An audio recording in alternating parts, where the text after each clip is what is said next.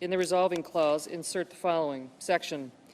Notwithstanding any other provision of this resolution pursuant to Rules 5 and 6 of the Rules of Procedures and Practice in the Senate when sitting on impeachment trials, 1, the Chief Justice of the United States, through the Secretary of the Senate, shall issue a subpoena to the Secretary of Defense commanding him to produce, for the time period from January 1, 2019 to the present, all documents, communications, and other records within the possession, custody, or control of the Department of Defense referring or relating to A, the actual or potential suspension, withholding, delaying, freezing, or releasing of United States foreign assistance, military assistance, or security assistance of any kind to Ukraine, including but not limited to the Ukraine Security Assistance Initiative, USAI, and foreign military financing, FMF, including but not limited to 1, communications among or between officials at the Department of Defense, White House, Office of Management and Budget, Department of State, or Office of the Vice President. 2, documents, communications, notes, or other records created, sent, or received by the Secretary Mark Esper, Deputy Secretary David Norquist, Undersecretary of Defense Elaine McCusker, and Deputy Assistant Secretary of Defense Laura Cooper or Mr. Eric Tuning. 3, draft or final letters from Deputy Secretary David Norquist to the Office of Management and Budget. And 4, unredacted copies of all documents released in response to the September 25, 2019 Freedom of Information Act request by the Center for Public Integrity, tracking number 19-F-1934. B, the Ukrainian government's knowledge prior to August 28, 2019 of any actual or potential suspension, withholding, delaying, freezing, or releasing of United States foreign assistance, military assistance, or security assistance to Ukraine, including but not limited to all meetings, calls, or other engagements with Ukrainian officials regarding potential or actual suspensions, holds, or delays in United States assistance to Ukraine, including but not limited to 1, communications received from the Department of State concerning the Ukrainian Embassy's inquiries about United States foreign assistance, military assistance, and security assistance to Ukraine, and 2, communications received directly from the Ukrainian Embassy about United States foreign assistance, military assistance, and security assistance to Ukraine. C, communications, opinions, advice, counsel, approvals, or concurrences provided by the Department of Defense, Office of Management and Budget, or the White House on the legality of any suspension, withholding, delaying, freezing, or releasing of United States foreign assistance, military assistance, and security assistance to Ukraine. D, planned or actual meetings with President Trump related to United States foreign assistance, military assistance, or security assistance to Ukraine, including but not limited to any talking points and notes for Secretary Mark Esper's planned or actual meetings with President Trump on August 16, August 19, or August 30, 2019. E, the decision announced on or about September 11, 2019 to release appropriated foreign assistance, military assistance, and security assistance to Ukraine, including but not limited to any notes, memoranda, documentation, or correspondence related to the decision. And F, all meetings and calls between President Trump and the President of Ukraine, including but not limited to documents, communications, and other records related to the scheduling of, preparation for, and follow-up from the President's April 21 and July 25, 2019 telephone calls, as well as the President's September 25, 2019 meeting with the President of Ukraine in New York. And 2, the Sergeant-at-Arms is authorized to utilize the services of the Deputy Sergeant-at-Arms or any other employee of the Senate in serving the subpoena authorized to be issued by this action.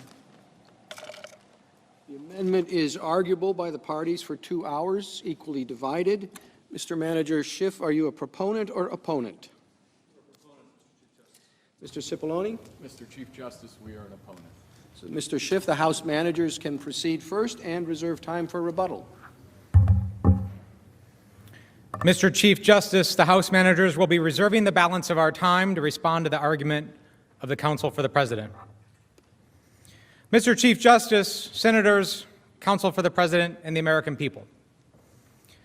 I'd like to begin by getting something off of my chest, something that's been bothering me for a little while. Counsel for the President and some other folks in this room have been talking a lot about how late it's getting, how long this debate is taking. It's almost 10 p.m. in Washington, D.C. They say, let's get the show on the road, let's get moving. And the whole time, the only thing I can think about is how late it is in other places. Because right now, it's the middle of the night in Europe, where we have over 60,000 U.S. troops.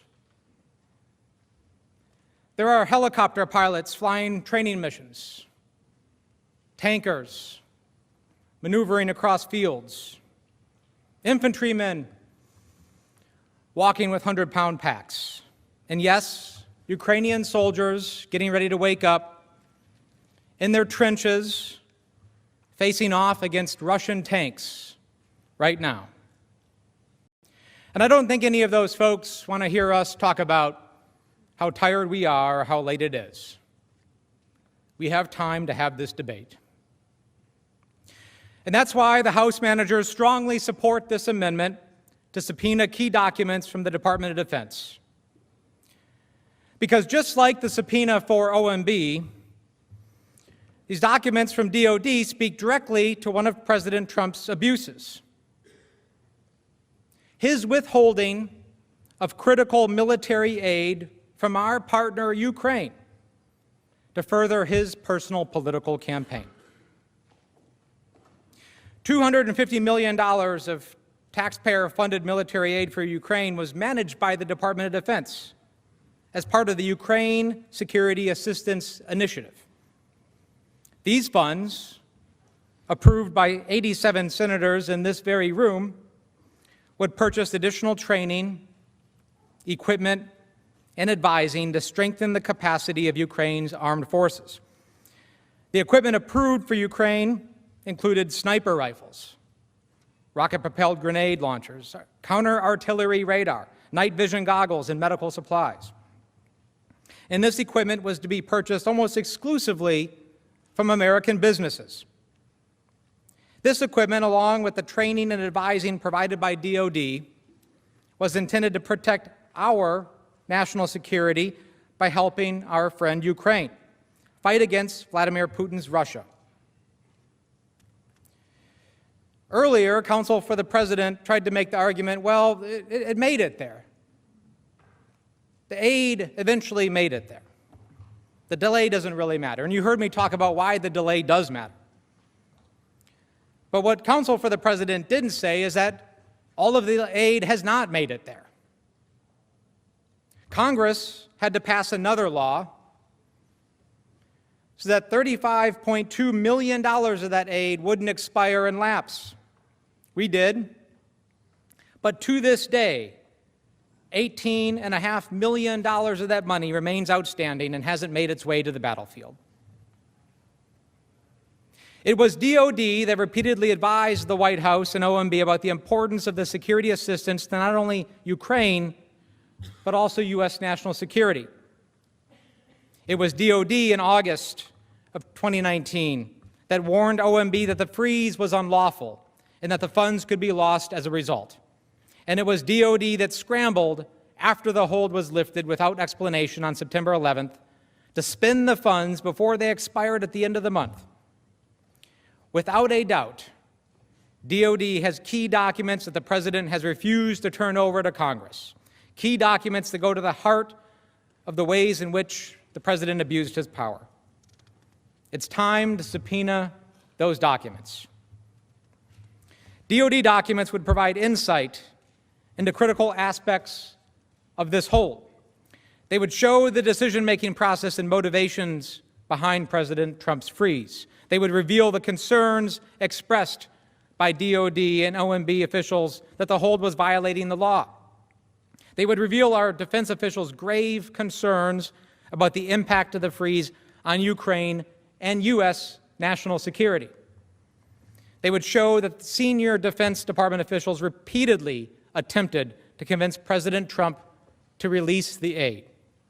In short, they would further establish the president's scheme to use our national defense funds to benefit his personal political campaign.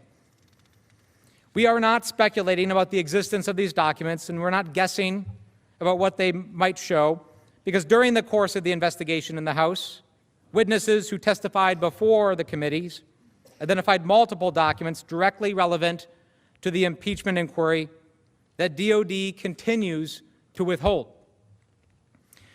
We know these documents exist, and we know that the only reason we do not have them is because the president himself directed the Pentagon not to produce them, because he knows what they would show. To demonstrate the significance of the DOD documents and the value they would provide in this trial, I would like to walk you through some of what we know exists, but that the Trump administration continues to refuse to turn over. And again, based on what is known from the testimony and the few documents that have been obtained through the public reporting in the lawsuits, it's clear that the president is trying to hide this evidence because he is afraid of what it would show the American people. We know that DOD has documents that reveal that as early as June, the president was considering holding military aid for Ukraine. As I mentioned earlier, the president began questioning military aid to Ukraine in June of last year. The president's questions came days after DOD issued a press release on June 18th, announcing it would provide its $250 million portion of the aid to Ukraine. According to public reporting, Deputy Undersecretary of Defense Elaine McCusker, who manages the DOD's budget, learned about the president's questions. We know because in response to a Freedom of Information Act lawsuit, the Trump administration was forced to release a redacted email. But DOD provided none of those documents to the House. Deputy Assistant Secretary of Defense Laura Cooper and her team were tasked by the Secretary of Defense with responding to the president's questions about the Ukraine assistance. Ms. Cooper testified that she put those answers in an email and described those emails during her deposition. She testified that DOD advised the security assistance was crucial for both Ukraine and U.S. national security and had strong bipartisan support in Congress. But DOD provided none of those documents to the House. With this proposed amendment, the Senate has an opportunity to obtain and review the full record that could further demonstrate how and why the president was holding the aid. Laura Cooper also testified about the interagency meetings that occurred in late 2019, the meetings at which DOD was shocked to learn that President Trump had placed a mysterious hold on the security assistance.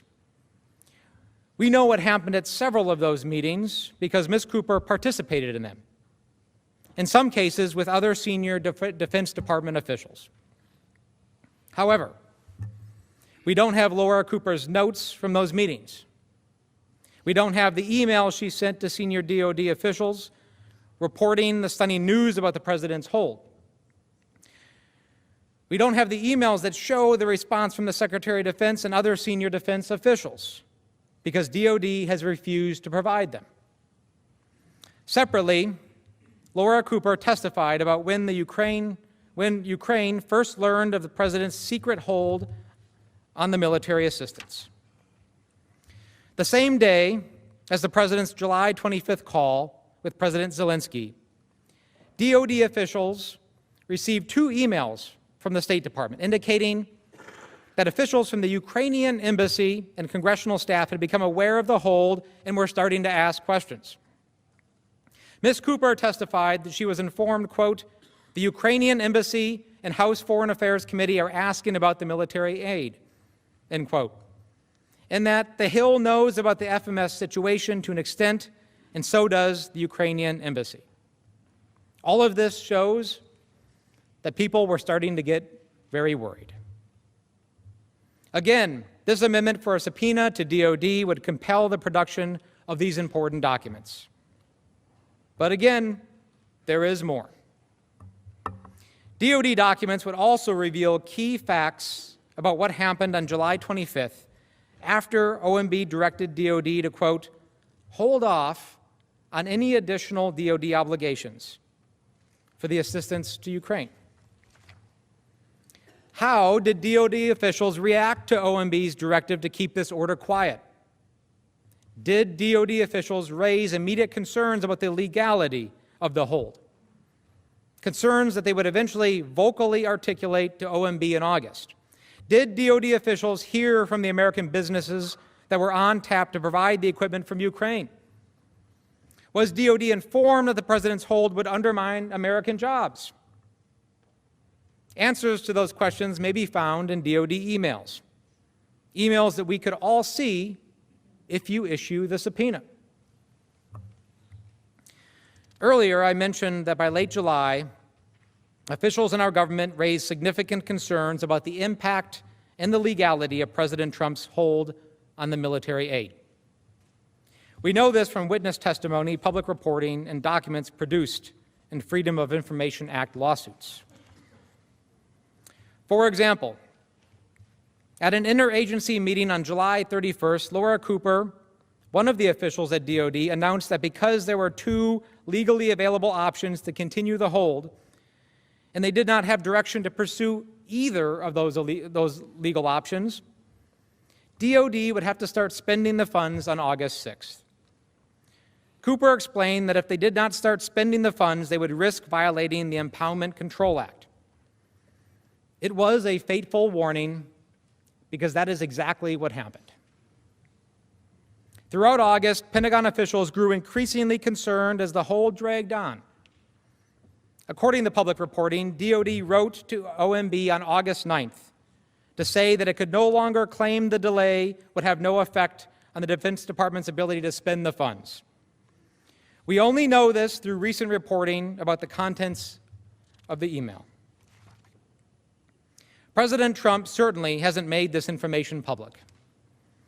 In response to a Freedom of Information Act request, the Trump administration released this August 9th email from Elaine McCusker, the Pentagon's chief budget officer.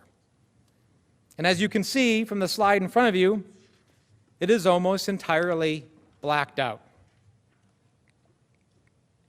According to public reporting, the email said, quote, as we discussed as of 12 August, we don't think we can agree that the pause will not preclude timely execution. We hope it won't, and we'll do all we can to execute once the policy decision is made, but can no longer make that declarative statement. Let me interpret what's actually being said here. What's actually being said is, we're in trouble. We can't spend the money in the time that we have left, and we're not going to cover your tracks anymore and say that we can't. The extensive redactions in the Freedom of Information Act productions highlight the administration's efforts to conceal the president's wrongdoing. They also underscore why the Senate must subpoena DOD documents to ensure that all of the relevant facts come to light. And yes, there is more. Based on the concerns expressed by McCusker and others at DOD, OMB eventually dropped from the documents the statement that the hold would not preclude timely execution of the funds. But OMB also circulated talking points claiming that, quote, no action has been taken by OMB that would preclude the obligation of these funds before the end of the fiscal year, end quote. Let me just explain what's going on here. Everybody is getting worried. Everybody knows that something bad is about to happen. Nobody has a good explanation. And nobody wants to be left holding the bag. So they're sending the emails, they're sending the memos to say, I told you so, and I'm not going to be held responsible. DOD's McCusker took issue with OMB's talking point. She did so in writing. Ms. McCusker emailed Mr. Duffy to tell him that OMB's talking points were, quote, just not accurate, and that DOD had been consistently conveying that point for weeks. Again, we know this from a press report, not from documents produced to Congress by the Trump administration. Now, President Trump did release some documents in response to a lawsuit under the Freedom of Information Act. But here is what Ms. McCusker's email looked like when it was released by the Trump administration. Her concern that OMB's talking point was, quote, just not accurate, was again entirely blacked out. What else is being hidden from the American people? The Senate should issue the subpoena. DOD documents would also shed light on OMB's actions as the president's scheme unraveled. On September 9th, Ms. McCusker informed Duffy that DOD could fall short of spending $120 million or more because of the hold. Duffy responded by suggesting that it would be DOD's fault if they ended up violating the Impoundment Control Act. McCusker responded, quote, "You can't be serious. I am speechless," end quote. It will come as no surprise, then, that the administration entirely redacted this email, too, when it produced the documents in connection with the Freedom of Information Act lawsuit. Thanks to public reporting, though, we do know its contents. But what else is being hidden from the American people? What other reactions did this exchange set off within DOD? And were those concerns brought back to the White House? The Department of Defense's documents would shed light on these questions. The American people deserve answers. Make no mistake, the record before the House fully supports the conclusion that President Trump froze vital military aid to pressure Ukraine into helping the president's political campaign. The DOD documents would provide further evidence of this scheme. They would expose the full extent of the truth to Congress and the American people, and they would firmly rebut any notion that President Trump was acting based on concerns about corruption or other countries' contributions, and the president knows it. If there was any doubt, recent events prove that DOD has documents that are directly relevant to this trial. As I spoke about earlier, before I was a member of Congress, I was a soldier in Iraq and Afghanistan, and I do know what it feels like to not have the equipment that you need. The men and women who work at the Department of Defense and administer this vital aid understand that reality too. And that is why they repeatedly made the case to President Trump why military assistance to Ukraine is important. That it would not only help Ukraine, but also bolster our deterrence against further Russian aggression in Europe. Because every time we have these discussions that might seem abstract to people around the country, I do think about those 60,000 U.S. troops that we have in Europe, many of whom, by the way, are stationed there with their families, their spouses, their children, and how they're training and working every day to hold the line and fight for freedom and liberty in Europe. And if the war in Ukraine spills over outside of Ukraine, it is those men and women that will have to get into their tanks, in their helicopters, and do their job. The United States Senate cannot let this information remain hidden. It goes directly to one of President Trump's abuses of power, again, withholding aid that 87 people in this room already voted for. The President, the Senate, and the American people deserve a fair trial. Let's see the documents, and let's see them now. And let the facts speak for themselves. I would like to end by reading a short transcript, something that I was thinking about earlier this evening. This is a transcript from Ambassador Taylor's testimony. I just want to take a minute to read it to you. He was talking about a trip that he made to visit our friends in Ukraine. we had a meeting with the defense minister. It was the first meeting of the day. We went over there. They invited us to a ceremony that they have in front of their ministry every day. Every day they have this ceremony. And it's about a half an hour ceremony where soldiers in formation, the defense minister, families of soldiers who have been killed are all there.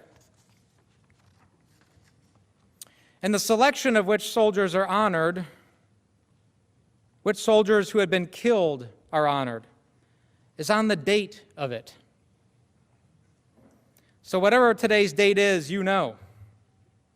If we were there today on the 22nd of October, the families of those soldiers who were killed on any 22nd of October in the previous 5 years would be there. End quote. Ambassador Taylor was talking about our friends. At least 13,000 of them have given their lives in the last 5 years in the fight for liberty in Europe. This, ladies and gentlemen, is a national disgrace. And only the people in this room can fix it. It's time to issue the subpoenas. Mr. Chief Justice, the House managers reserve the balance of our time for an opportunity to respond to the President's argument. Mr. Cipollone? Mr. Chief Justice, Mr. Philbin will make this argument. Thank you. Mr. Chief Justice, members of the Senate, I will be brief. And this may seem like some deja vu all over again because we've been arguing about the same issues really over and over and over for a long time. And I think that's something that Americans one of the things they don't really understand about Washington is how it could be that House Democrats think that it is the best use of time for this body to spend an entire day deciding simply the issue of when this body should decide about whether or not there should be witnesses and documents subpoenaed, because that is the issue before the body now. It is not the question, finally, of whether there should be witnesses or documents. As the majority leader has made clear multiple times, the underlying resolution simply allows that issue to be addressed a week from now. The only question at issue now, and the House managers keep saying, how can you have a trial without witnesses? How can you have a trial without documents? That's not even the issue. The issue is only now whether you have to decide that issue to subpoena documents or witnesses now or decide it in a week after you hear the presentations. Why are they so eager to have you buy a pig in a poke? Why is it necessary to make that decision without having more information? In the Clinton trial, this body agreed 100-0 that it made more sense to have more information and then decide how to proceed.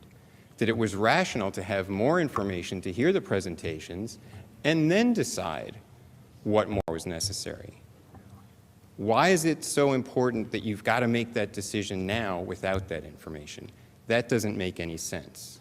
The rational thing to do is to hear what sort of case they present and, importantly, to hear the President's defense, because the President had no opportunity in the House to present any defense. We've heard a lot about the rule of law and about precedent. What was unprecedented was the process that was used in the House, a process that began with an impeachment inquiry that started without any vote by the House. And this is a point I made earlier. The Constitution assigns the sole power of impeachment to the House, not to any single member of the House. So the press conference that Speaker Pelosi held on September 24th did not validly initiate an impeachment inquiry, nor did it validly give power to committees to issue subpoenas. So we're talking now about the DOD documents. What efforts did they make in their proceeding to get these documents? They issued one invalid subpoena, totally unauthorized under the Constitution.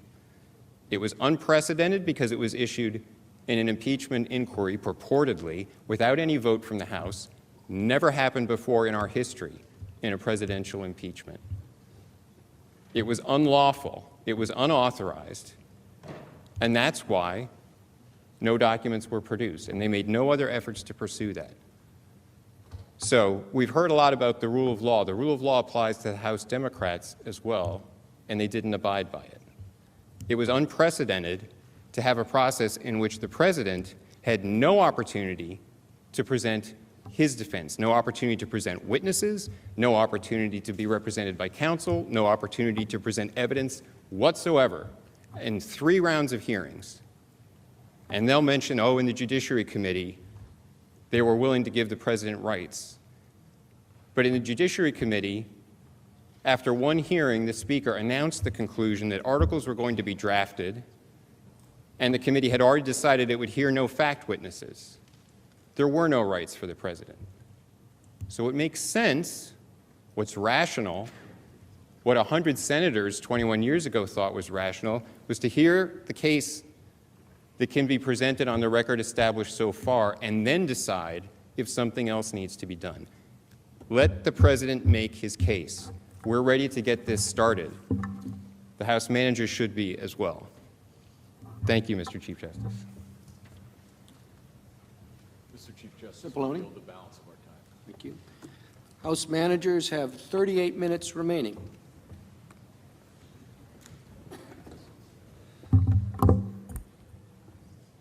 Mr. Chief Justice, I will be brief. Counsel for the President continues to say a lot of things that just really rub me the wrong way. He says, you know, we're talking and saying the same argument over and over and over again. Well, I'm ready to keep going because this is an important debate, and we need to have it now. He also said something about what the American people don't understand about Washington. Well, I haven't been here very long, and I can tell you I don't think the American people care very much about whether or not people in Washington, you know, are sitting around debating all the time and thinking about, you know, what you're concerned about right now. What they are concerned about is whether or not their government is working for them, whether or not there's corruption in their government. That's what they understand, and that's what this debate is about.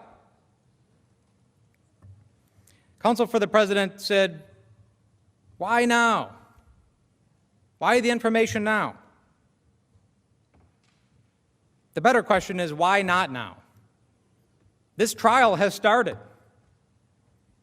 Let's have the facts and information now. Ladies and gentlemen, the time is right. There's no reason why we shouldn't issue those subpoenas, get the facts, get the testimony, have the debate, let the American people see what's really going on here. Mr. Chief Justice, I will yield the balance of my time to Mr. Schiff. Thank you.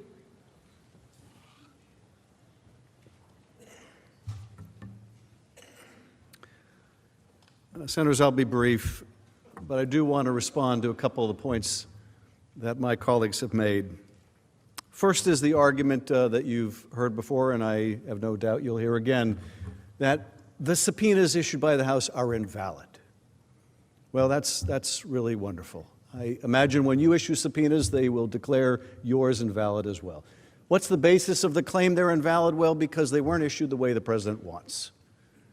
Part of the argument is you have to issue a subpoena the way we say, and that can only be done after there is a resolution that we approve of adopted by the full House. First, they complained there was no resolution, no formal resolution of the impeachment inquiry, and then when we passed a formal resolution, they complained about that.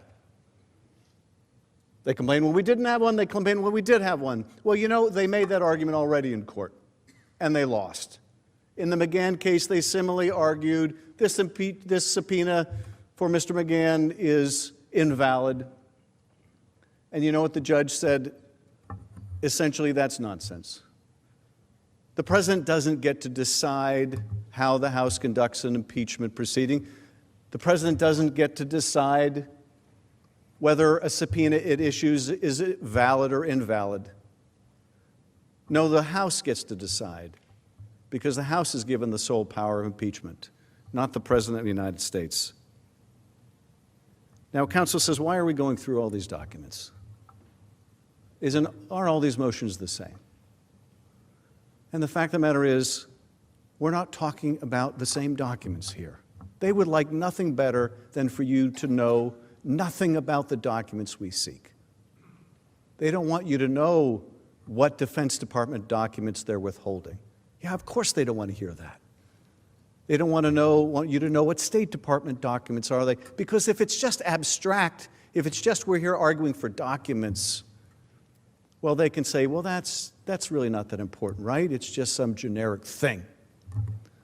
But when you learn, as you have learned today and tonight, what those documents are, when you see the efforts to conceal those Freedom of Information Act emails that my colleague Mr. Crow just referred to, and you see what was released to the public, and it's all redacted, and we find out what's under those redactions, and wow, surprise, it's incriminating information they have redacted out. That is not supposed to be the basis for redaction under the Freedom of Information Act. That's what we call a cover-up. They didn't want you to see that today. They didn't want you to see the before and the after, the redacted and the non-redacted. They didn't want you to hear from these witnesses about the detailed personal notes that they took. Ambassador Taylor took detailed personal notes. Now, they want to try to contest what Ambassador Sondland said about his conversations with the president.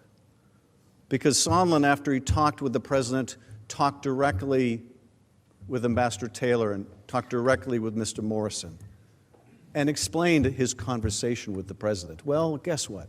Mr. Morrison and Ambassador Taylor took detailed notes. There's a dispute about what the president told Mr. Sondland. Wouldn't you like to see the notes? They don't want you to know the notes exist. They don't want to have this debate. They'd rather just argue, no, it's just about documents. It's just about when.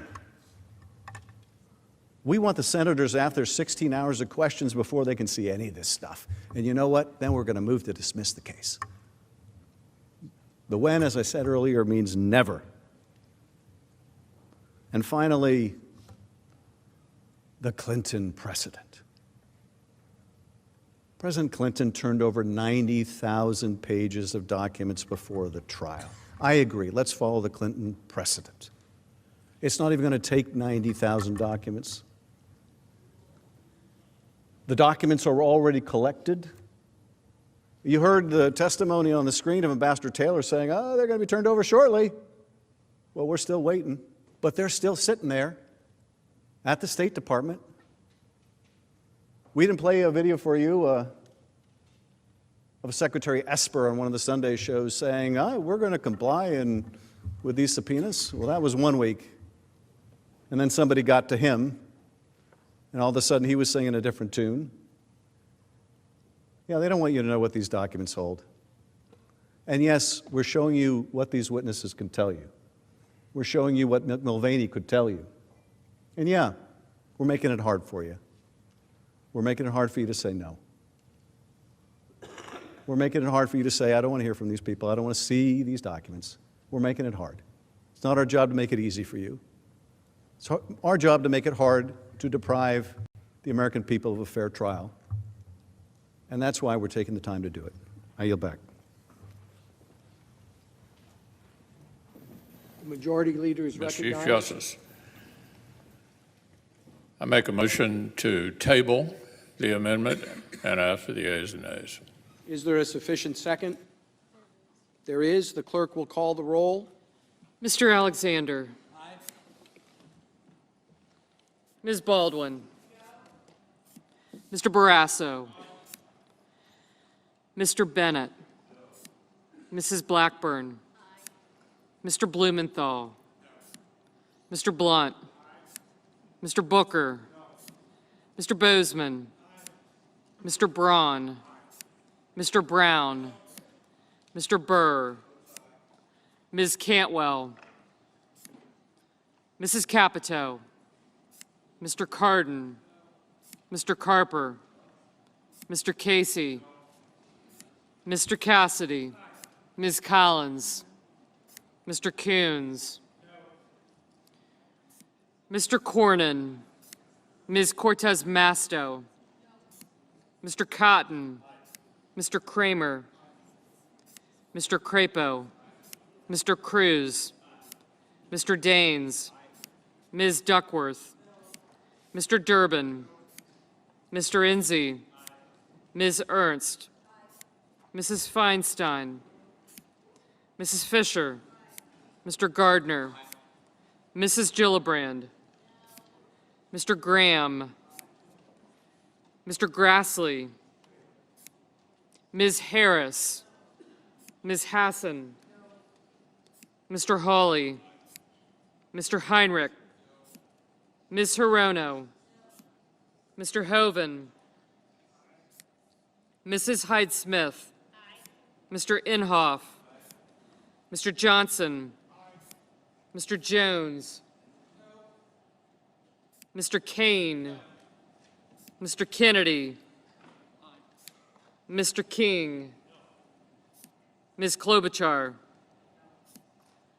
Mr. Lankford, Mr. Leahy, Mr. Lee, Mrs. Loeffler, Mr. Manchin, Mr. Markey, Mr. McConnell, Ms. McSally, Mr. Menendez, Mr. Merkley, Mr. Moran, Ms. Murkowski, Mr. Murphy, Mrs. Murray, Mr. Paul, Mr. Perdue, Mr. Peters, Mr. Portman, Mr. Reed, Mr. Risch, Mr. Roberts, Mr. Romney, Ms. Rosen, Mr. Rounds, Mr. Rubio, Mr. Sanders, Mr. Sass, Mr. Schatz, Mr. Schumer, Mr. Scott of Florida, Mr. Scott of South Carolina, Mrs. Shaheen, Mr. Shelby, Ms. Sinema, Ms. Smith, Ms. Stabenow, Mr. Sullivan, Mr. Tester, Mr. Thune, Mr. Tillis, Mr. Toomey, Mr. Udall, Mr. Van Hollen, Mr. Warner, Ms. Warren, Mr. Whitehouse, Mr. Wicker, Mr. Wyden, Mr. Young,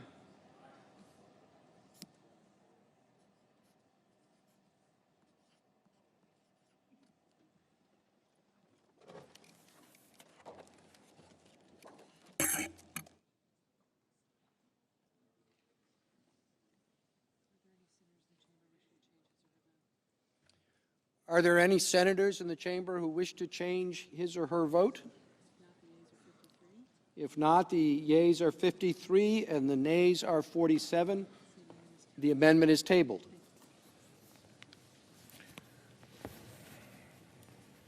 Mr. Chief Justice. The Democratic leader is recognized. Mr. Chief Justice, I send an amendment to the desk to issue subpoenas to Robert B. Blair and Michael P. Duffy, and I ask that it be read. The clerk will report. The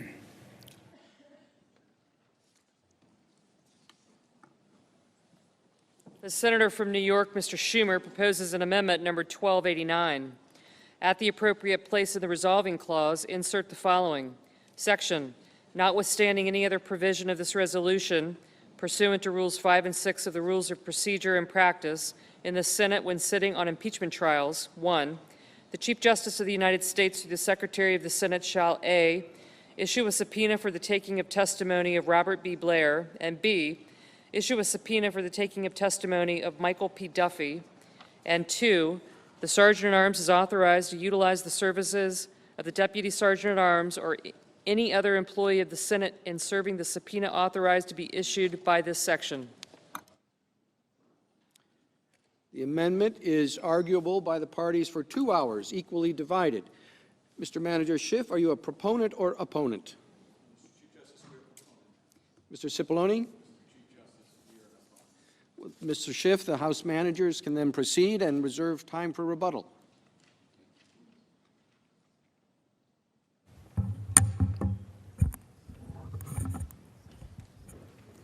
Mr. Chief Justice, Senators, Counsel for the President. My name is Sylvia Garcia, and I am a Congresswoman from Texas in the Houston region. You know, I've been sitting for some time, as well as you, and it brought to mind the many years that I spent as a judge. Justice, all of you today are judges in this hearing. It's important that I say a few words before I start our argument for this amendment, because in the scheme of things, it's really not that very complicated. The American people, everyday Americans, know what a trial looks like, whether they've seen it on Perry Mason or Law and Order, or maybe they've been in court themselves. They know what a trial is. It's about making sure that people have an opportunity to be heard, both sides. It's about witnesses. It's about documents. It's about getting a fair shot. And that's all that we're asking for today, is to make sure that we give the American people the trial that they expect, to make sure that the American people know that this president needs to be held accountable.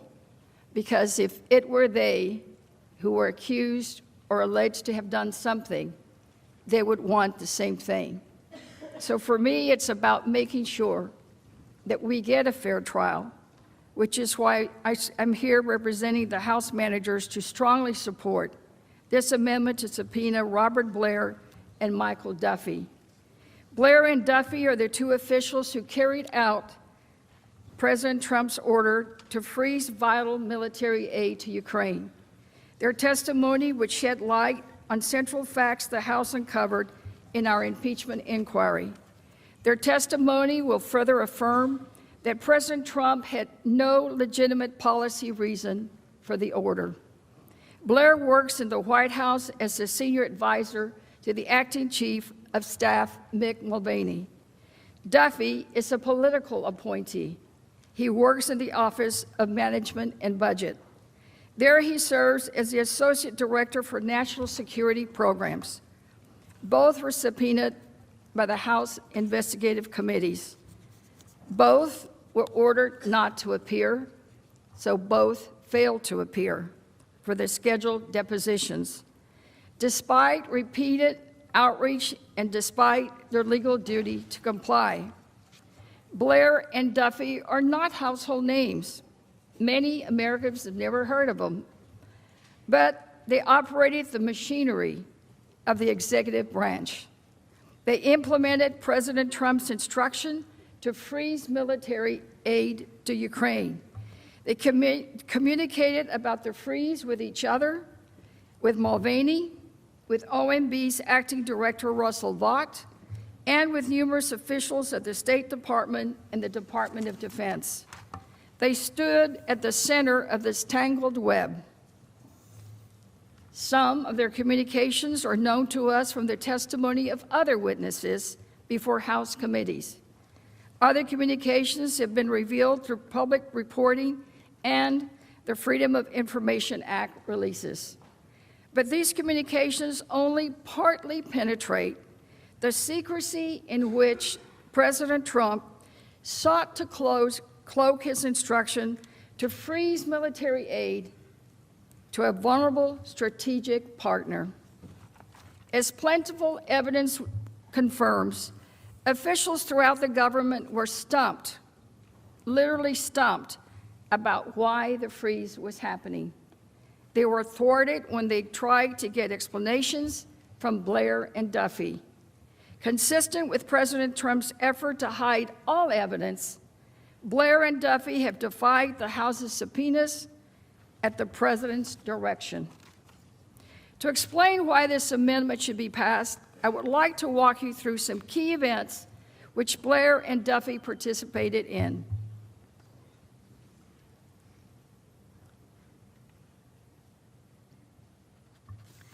To start, Blair and Duffy were directly involved in the initial stages of President Trump's freeze of the military aid. On June 18, the Department of Defense issued a statement that it would be providing its $250 million portion of the assistance to Ukraine, and that Ukraine had met all the required preconditions for receiving the money. The very next day, on June 19, Blair, in his role as assistant to the president, called Vought, the acting director of OMB. The call was to talk about the military aid to Ukraine. According to public reports, Blair told Vought, quote, "We need to hold it up." That same day, Duffy, who reports to Vought, emailed Deputy Undersecretary of Defense Elaine McCusker about the military aid. Although the administration refused to produce that email to the House and all other documents, a copy of that email was recently produced in response to a Freedom of Information Act lawsuit. In the email, Duffy informed DOD that, quote, "The president has asked about this funding release." Duffy copied Mark Sandy, a career official who reports to him and who testified before the House about this email. Sandy testified that McCusker provided the requested information to him, which he shared with Duffy.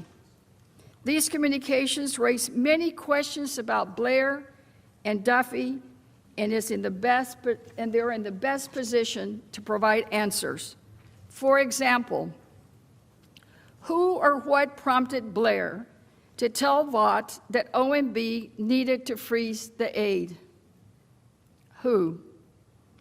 What reason was Blair given? And who instructed Duffy to reach out to the Department of Defense? Who told him the president had questions? And what were those questions? And did Duffy and Blair have communications about the military aid to Ukraine with the president, with Acting Chief of Staff Mick Mulvaney, between themselves? What about the funding release and the president's so-called questions? Blair and Duffy could provide the answers. They could explain what directions they received, when they were provided, and who provided them. The American people deserve to know these facts. The next significant event in our timeline happened at the end of June. On June 27, Blair got an email from his boss, Mulvaney. Mulvaney was on Air Force One with President Trump. According to public reports, Mulvaney asked Blair, quote, "Did we ever find out about the money for Ukraine and whether we can hold it back?" Blair responded it would be possible, but he said they should, quote, "expect Congress to become unhinged." When did Mulvaney and Blair first discuss the president's freeze on military aid? Was there further discussion about the issue in this email? Did Mulvaney explain why it was so important to freeze the money, even if it would cost Congress, quoting again, becoming unhinged? Did they discuss why Congress would have such a strong reaction and whether it would be justified? Did Blair raise any objections to the seemingly unexplained decision to freeze the funds? The Senate could obtain these answers by hearing from these witnesses directly. Now let's move on to the implementation of the freeze. Despite Blair's warning about how Congress would react, President Trump ordered a freeze on military aid to Ukraine in July. Blair and Duffy were directly involved in executing the president's order. To be clear, certain decisions remain and were shrouded in secrecy, but key actions have been revealed. On July 3, the State Department told various officials that OMB was blocking it from spending its $141 million portion of the aid. More specifically, OMB directed the State Department not to send a notification to Congress about spending the aid. Without that notification, the aid was effectively frozen. Who from OMB ordered the State Department not to send its congressional notification? Did they give a reason? We just don't know. But remember, at President Trump's instruction, OMB and the State Department refused to produce a single document to the House. But the direction almost certainly came from Duffy or one of his subordinates, acting on behalf of the President Trump. We also know that on July 12, Blair sent an email to Duffy. Duffy's subordinate, Mark Sandy, saw the email and described it in his testimony before the House. As Sandy testified, it was Blair who conveyed that, quote, the president is directing a hold on military support funding for Ukraine. And that email only addressed Ukraine. Blair's email raises several questions. What other discussions took place about the president's decision to freeze the aid? Did the president or Mulvaney give Blair a reason for the freeze? Did Blair know that the president was holding the aid to pressure Ukraine to announce investigations of his political rival?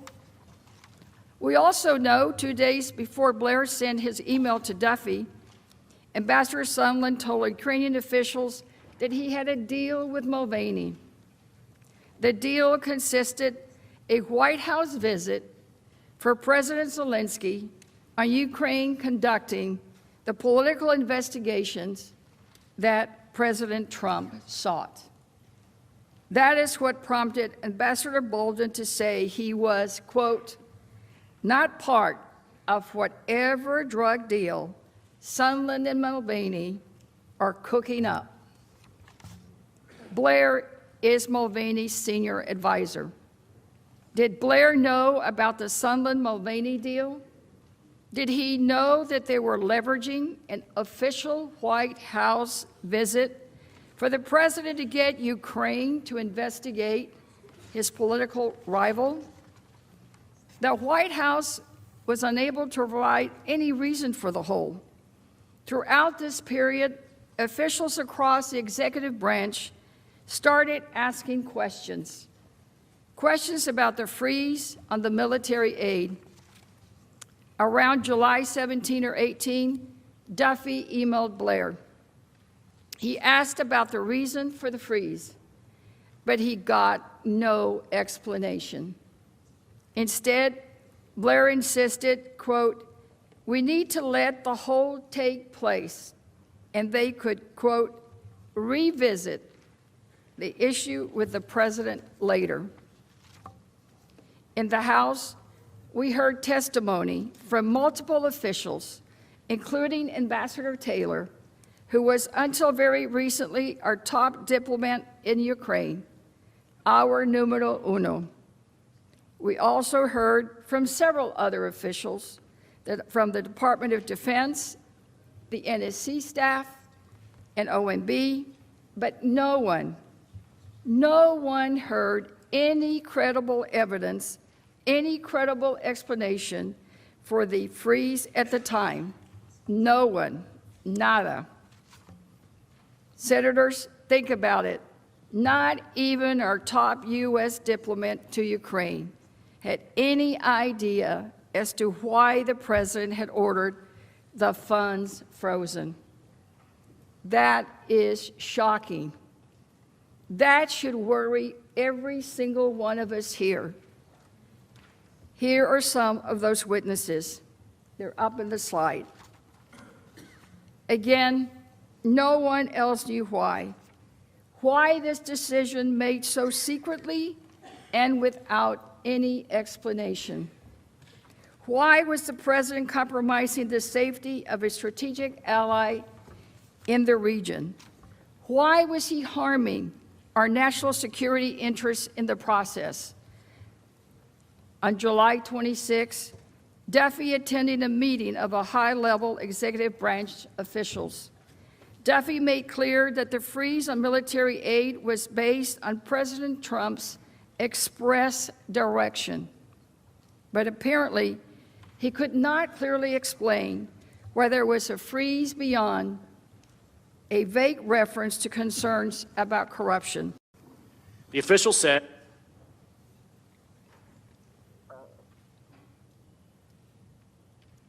Witnesses who testified before the House all provided the same consistent recounting of what happened.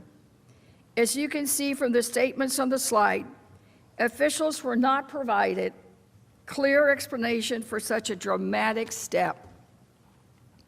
As we have already discussed earlier, and will explain in more depth during the trial, these facts contradict the White House's recent claims of why President Trump froze the Ukraine aid.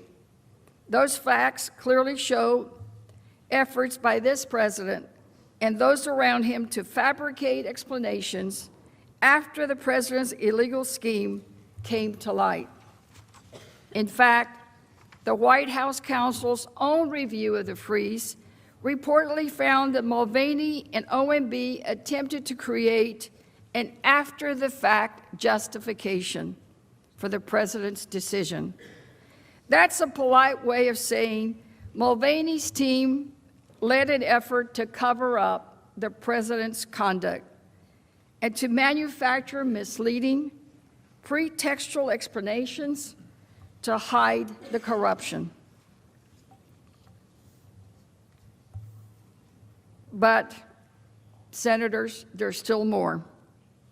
Blair and Duffy were also involved in the events surrounding the president's July 25 phone call with President Zelensky. On July 19, Blair, along with other officials, received an email from Ambassador Sondland. The email described a conversation he had just had with President Zelensky. Ambassador Sondland stated that Zelensky was, quote, prepared to receive POTUS call and will assure him that he intends to run a fully transparent investigation and will, quote, turn every stone.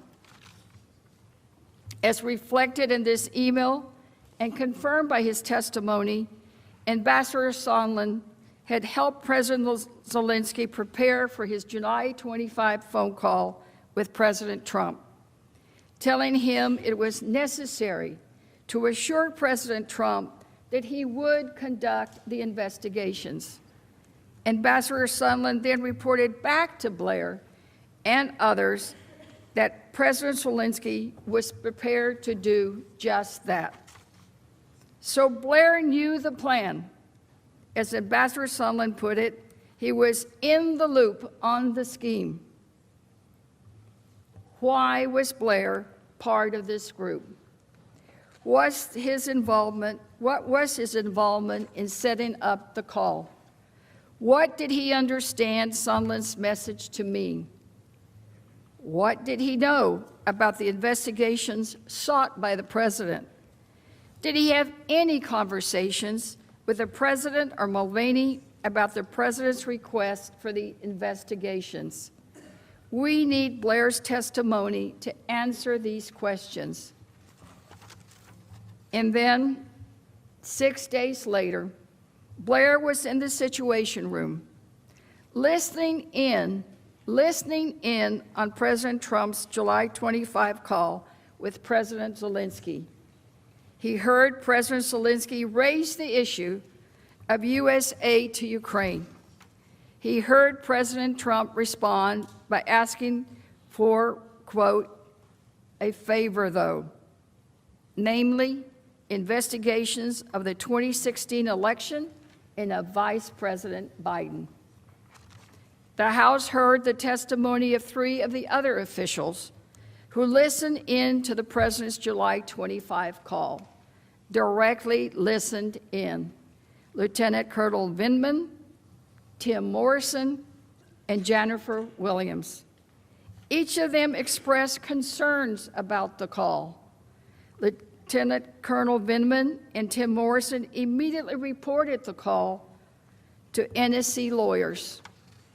Jennifer Williams said the call, quote, struck her as unusual and inappropriate, and further, quote, more political in nature.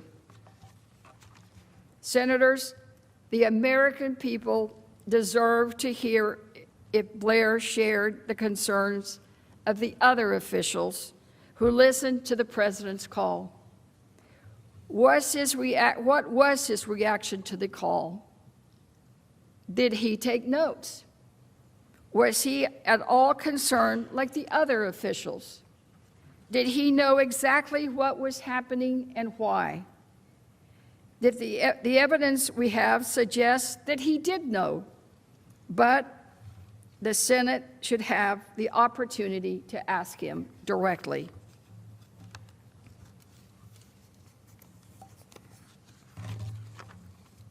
Just 90 minutes after that July 25 call, Blair's contact at OMB, Michael Duffy, sent officials at the Department of Defense an email to make sure that DOD continued to freeze the military aid that Ukraine so desperately needed.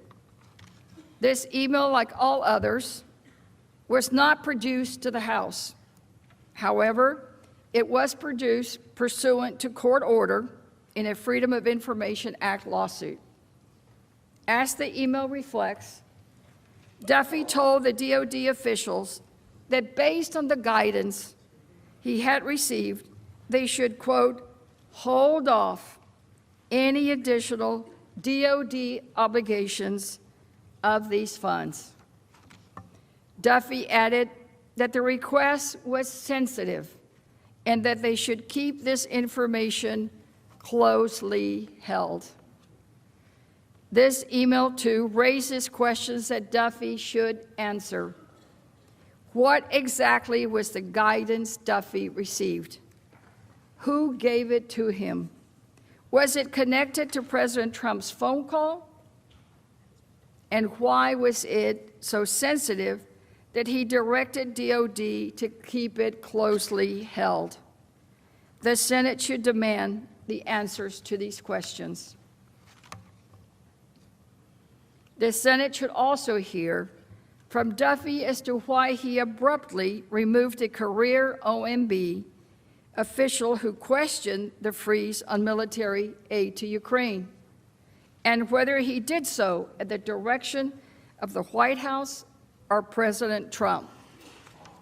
Throughout July, Mark Sandy, the OMB career official who handled military aid to Ukraine, repeatedly tried to get Duffy to provide an explanation for the freeze.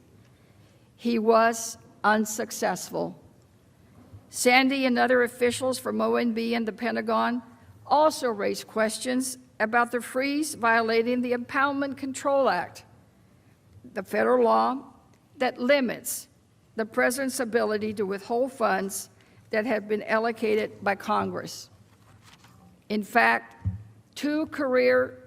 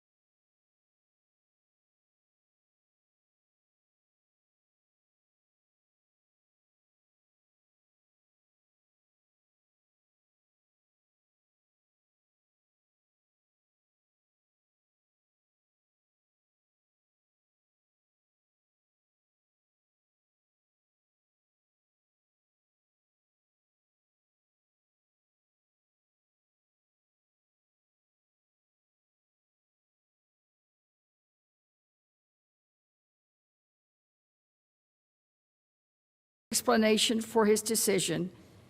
He only said that he wanted to become, quote, more involved in daily operations. Sandy, who has decades of experience, testified that nothing like this had ever happened in his career.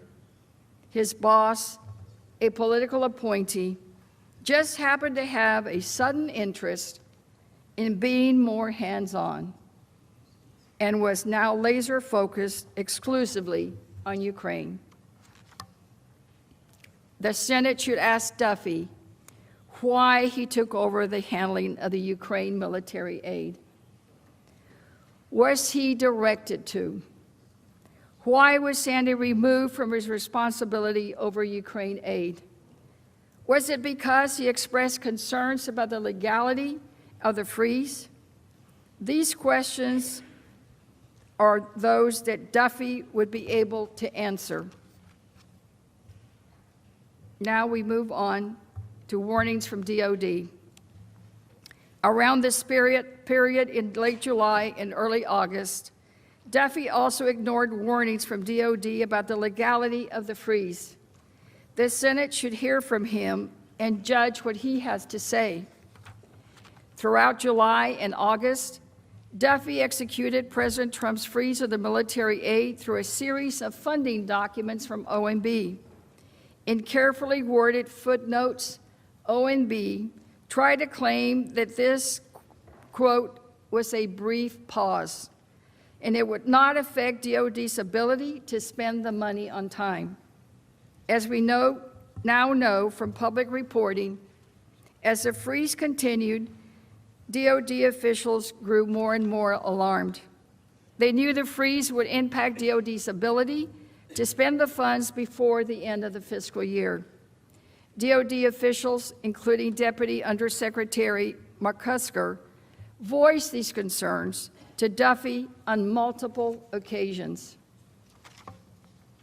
First, in an email on August 9th, McCusker told Duffy DOD could no longer support OMB's claim that the freeze would not preclude timely execution of the aid for Ukraine. Her email read, and I quote, "As we discussed as of 12 August, I don't think we can agree that the pause will not preclude timely execution. We hope it won't, and we will do all we can to execute once the policy decision is made, but can no longer make that a declarative statement." Then again, on August 12, McCusker warned Duffy in an email.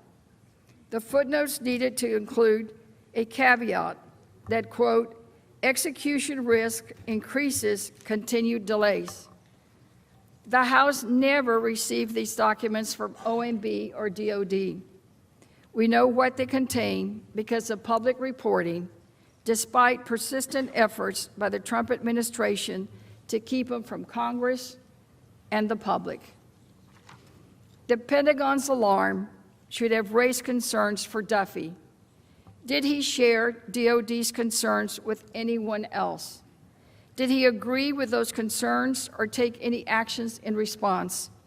Did he take direction from Blair, the White House, or President Trump? These questions that Duffy should answer. Despite his actions executing the president's freeze, Duffy internally expressed reservations about it. In August, he signed off on a memorandum to Acting Director Vaught that recommended releasing the aid. That memo stated the military aid was consistent with the United States national security strategy in the region, that it served to counter Russian aggression, and that the aid was rooted in bipartisan support in Congress. This is contrary to Duffy's actions leading up to the memo. What changed? What caused Duffy to disagree with the president's direction to continue to withhold the aid? Duffy should be called to explain why he recommended that the president release the aid. what other steps he took to advocate for the release. Does he know why Vought and the White House apparently disregarded the recommendation? Based on public reporting, we know after the press reported the freeze in late August, OMB circulated talking points, falsely claiming, quote, no action has been taken by OMB that would preclude the obligation of these funds before the end of the fiscal year. According to public reporting, McCusker responded with an email to Duffy to tell him that this quote was just not accurate and that DOD had been, quote, consistently conveying that for weeks. Due to the public release of these emails and recent reporting, we also know that Duffy emailed McCusker on August 30th and told her there was a clear direction from POTUS to continue the freeze. McCusker continued to warn that the freeze was having real effects on DOD's ability to spend the military aid, and the impact would keep growing if the freeze continued. According to recent reports, around September 9, after the president's scheme had been exposed and the House had launched its investigations, Duffy responded to McCusker's warnings with a formal and lengthy email. He asserted it would be DOD's fault, not OMB's, if DOD was unable to spend funds in time. Deputy Undersecretary of Defense Elaine McCusker reportedly responded, I am speechless. We now know that DOD's concerns were well-founded. The president's freeze on the security aid was illegal. Duffy should be called to testify about why DOD's repeated warnings went unheeded. What prompted his email that attempted to shift blame to DOD, and about the fact that the president released the aid only after his scheme was exposed. Senators, make no mistake. We have a detailed factual record showing the freeze was President Trump's decision, that he did it to pressure Ukraine to announce the political investigations he wanted.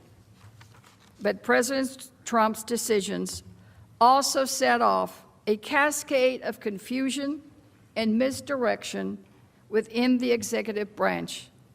As the president's political appointees carried out his orders, career officials tried to do their jobs, or at the very least, not break the law. Blair and Duffy would help shed more light on how the president's orders were carried out. That is why committees of the House issued subpoenas for both of their testimony.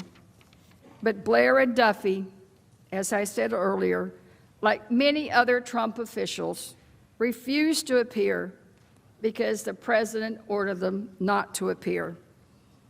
And I might add, as a former judge, I have never seen anything like this before, where someone is ordered not to appear by one party and the witnesses just don't appear.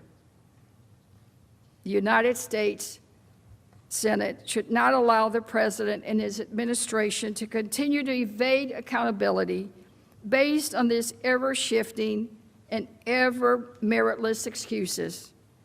We need to hold him accountable because no one is above the law. Nadie está encima de la ley. Nadie. Blair and Duffy have valuable testimony to offer. The Senate should call upon them to do their duty by issuing this subpoena. Mr. Chief Justice, the House managers reserve the balance of our time for an opportunity to respond to the President's argument.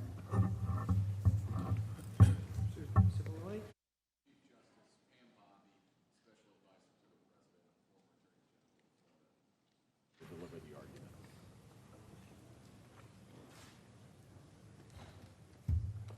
Ms. Bondi? Honorable Senators, just to fact correct, please, a few things. Mr. Duffy didn't come from a state job. Mr. Duffy came from Deputy Chief of Staff at DOD before he went to OMB. Big difference there. Manager Garcia said he failed to appear. Well, the House committee would not allow agency counsel to appear with Mr. Duffy or Mr. Blair. They would not let agency counsel appear with either of them. Office of Legal Counsel determined, of course, that the exclusion of agency counsel from House proceedings is unconstitutional. It's a pretty basic right. So what did they do? They took no action on the subpoenas. But now they want you to take action on them. The managers have been telling you all day, the House managers all day, White House is trying to hide from American people what witnesses had to say. They've been saying we want to bury evidence, we want to hide evidence. That hypocrisy is astounding. They've been saying let's not forget why we are here. Well, we're here tonight because they threw due process, fundamental fairness, and our Constitution out the window in the House proceedings. That's why we're here, because they started in the secret bunker hearings where the President and his counsel weren't even allowed to participate when they're trying to impeach him. Intel and Judiciary Committees was a one-sided circus. Ranking Member Nunes asked to call witnesses. He explained why in detail. It was denied by Manager Schiff. Ranking Member Collins asked to call witnesses. Denied by Manager Nadler. And that's what they call fairness. That's not how our American justice system works, and it's certainly not how our impeachment process is designed by our Constitution. The House took no action on the subpoenas issued to Mr. Duffy and Mr. Blair because they didn't want a court to tell them that they were trampling on their constitutional rights. So now they want this chamber to do it for them.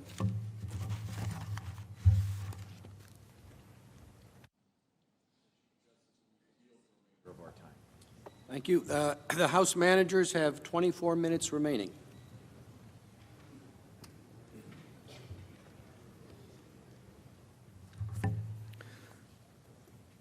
Mr. Chief Justice, a couple fact checks once again. First of all, the complaint is made, well, the House wouldn't allow agency counsel.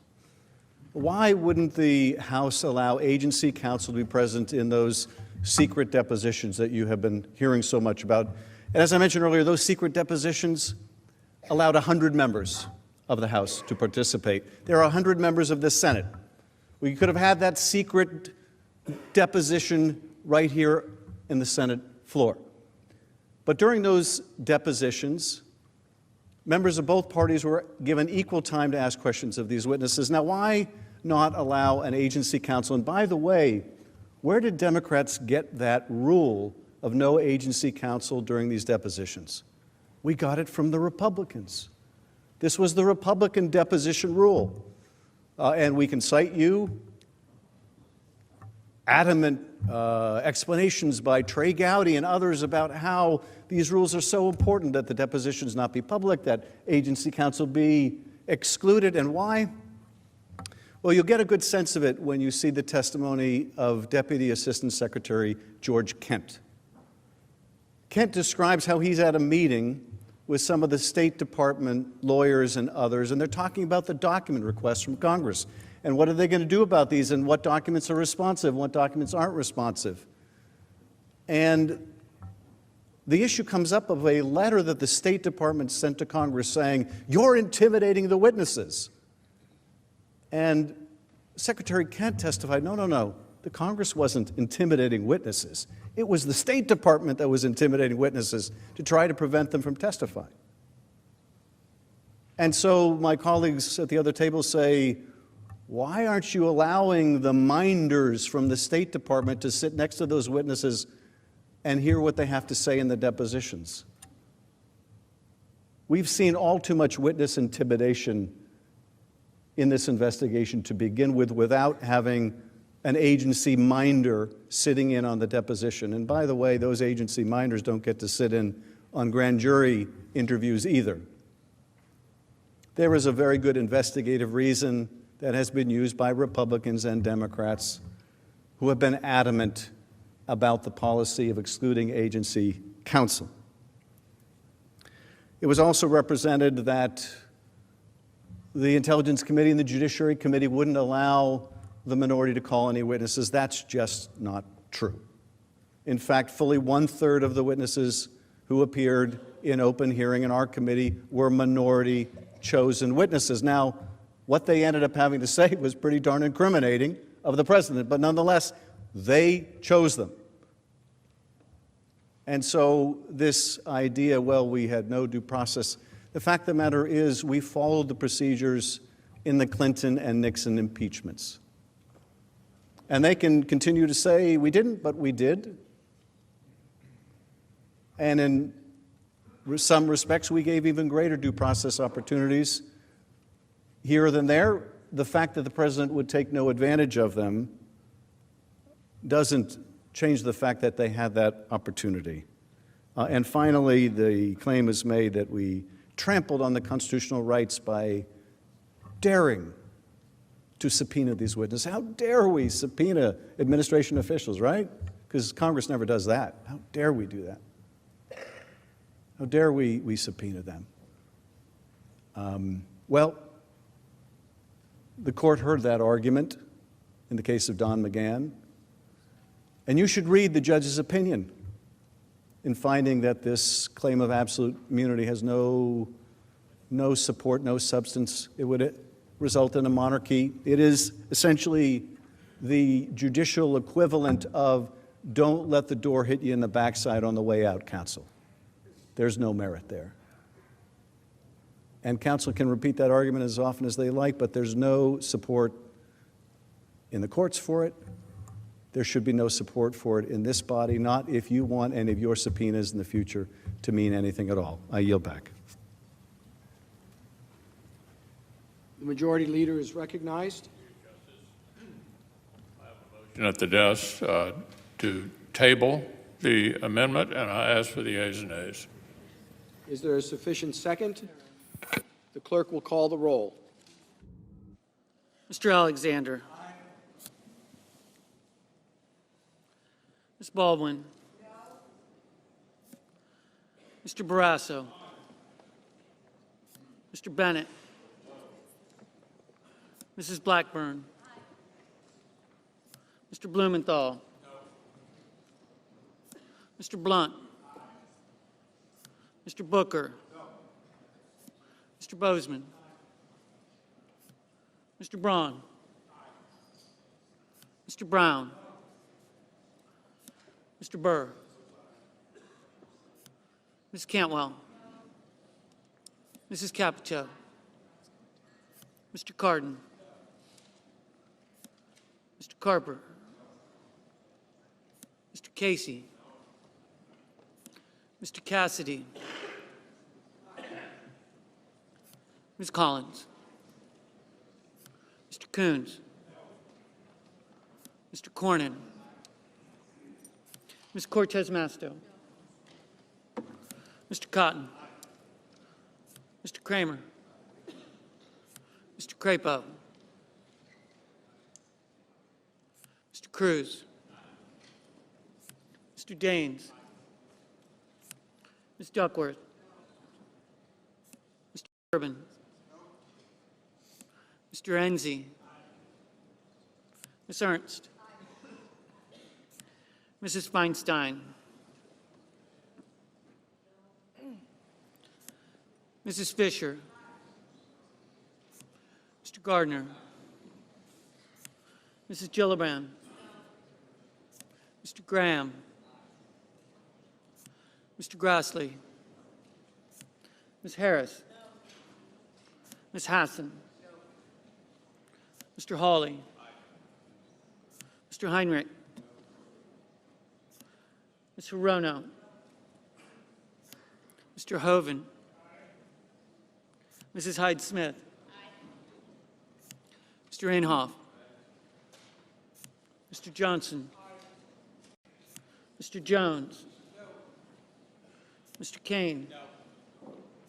Mr. Kennedy. Mr. King. Ms. Klobuchar.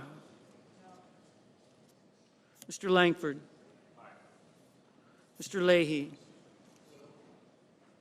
Mr. Lee. Mrs. Loeffler. Mr. Manchin. Mr. Markey. Mr. McConnell. Ms. McSally. Mr. Menendez. Mr. Merkley. Mr. Moran. Ms. Murkowski. Mr. Murphy. Mrs. Murray. Mr. Paul. Mr. Perdue.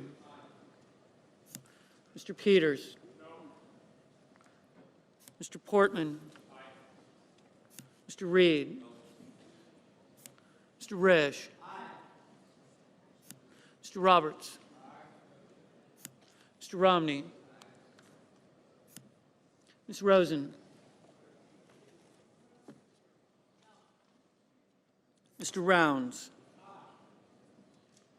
Mr. Rubio. Mr. Sanders. Mr. Sass. Mr. Schatz. Mr. Schumer. Mr. Scott of Florida. Mr. Scott of South Carolina. Mrs. Shaheen. Mr. Shelby. Ms. Sinema. Ms. Smith. Ms. Stabenow. Mr. Sullivan. Mr. Tester. Mr. Thune. Mr. Tillis.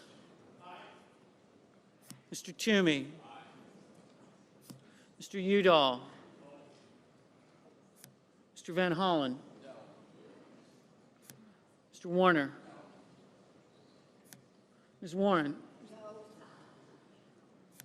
Mr. Whitehouse. Mr. Wicker. Mr. Wyden. Mr. Young.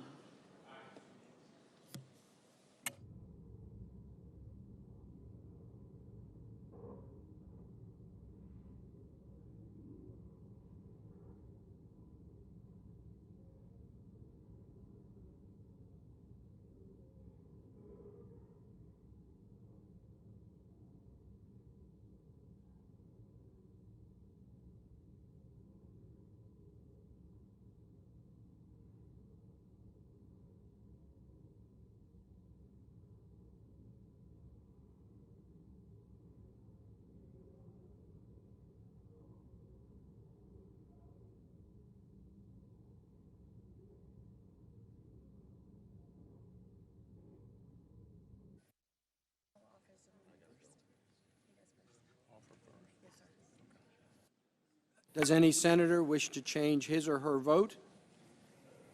If not, the yeas are 53 and the nays are 47. The amendment is tabled. Mr. Chief Justice, The Democratic leader is recognized. I send an amendment to the desk to prevent the selective admission of evidence and provide for appropriate handling of classified and confidential materials, and I ask that it be read. It's short. The clerk will report.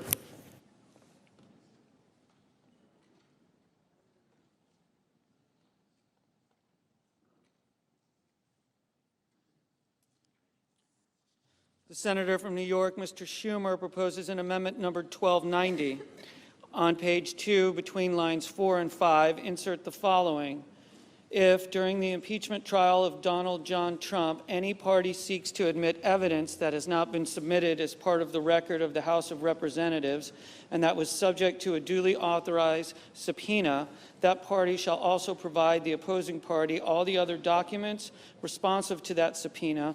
For the purposes of this paragraph, the term duly authorized subpoena includes any subpoena issued pursuant to the impeachment inquiry of the House of Representatives. The Senate shall take all necessary measures to ensure the proper handling of confidential and classified information in the record. The Majority Leader is recognized. Mr. Chief Justice, we'll now take a 5-minute break. I'd like to ask everybody to stay close to the chamber. We'll go with a hard 5 minutes. I ask that we stand in recess subject to call of the chair. Without objection, so ordered.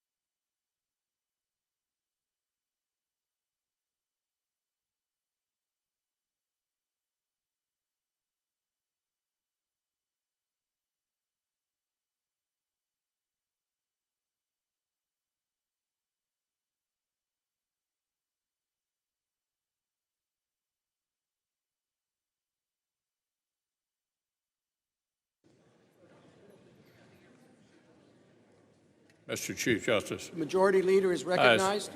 I ask consent that further proceedings on the quorum call be dispensed with.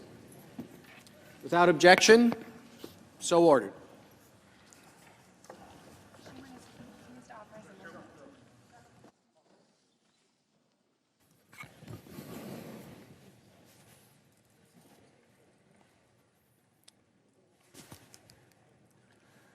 Mr. Chief Justice, The Democratic Leader is recognized. I send an amendment to the desk to subpoena certain documents and records from the Department of Defense, and I ask that it be read.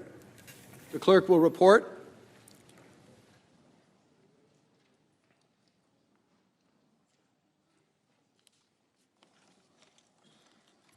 The Senator from New York, Mr. Schumer, proposes an amendment, number 1288.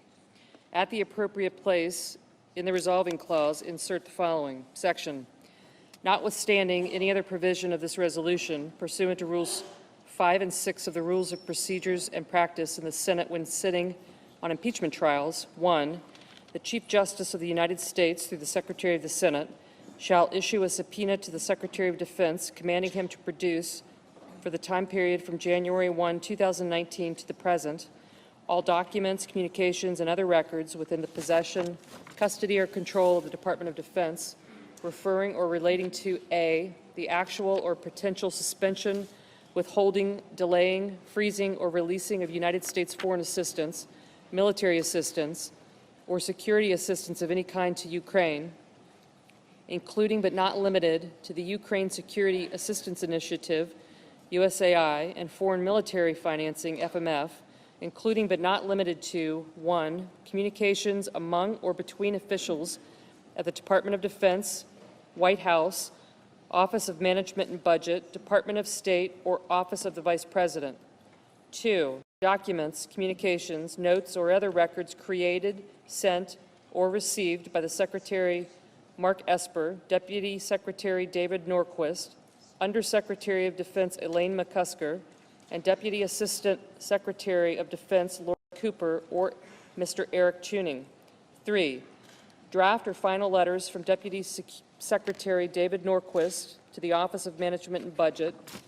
And 4, unredacted copies of all documents released in response to the September 25, 2019 Freedom of Information Act request by the Center for Public Integrity, tracking number 19-F-1934.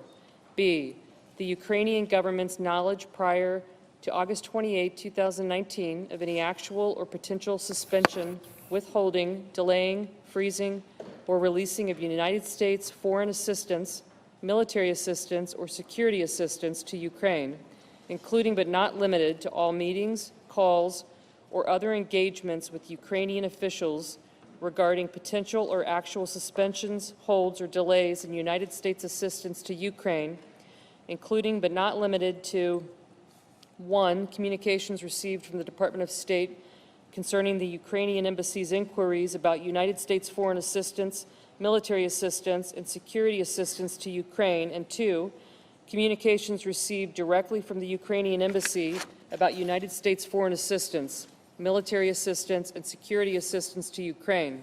C, communications, opinions, advice, counsel, approvals, or concurrences provided by the Department of Defense, Office of Management and Budget, or the White House on the legality of any suspension, withholding, delaying, freezing, or releasing of United States foreign assistance, military assistance, and security assistance to Ukraine. D, planned or actual meetings with President Trump related to United States foreign assistance, military assistance, or security assistance to Ukraine, including but not limited to any talking points and notes for Secretary Mark Esper's planned or actual meetings with President Trump on August 16, August 19, or August 30, 2019. E, the decision announced on or about September 11, 2019 to release appropriated foreign assistance, military assistance, and security assistance to Ukraine, including but not limited to any notes, memoranda, documentation, or correspondence related to the decision, and F, all meetings and calls between President Trump and the President of Ukraine, including but not limited to documents, communications, and other records related to the scheduling of, preparation for, and follow-up from the President's April 21 and July 25, 2019 telephone calls, as well as the President's September 25, 2019 meeting with the President of Ukraine in New York, and 2, the Sergeant-at-Arms is authorized to utilize the services of the Deputy Sergeant-at-Arms or any other employee of the Senate in serving the subpoena authorized to be issued by this action.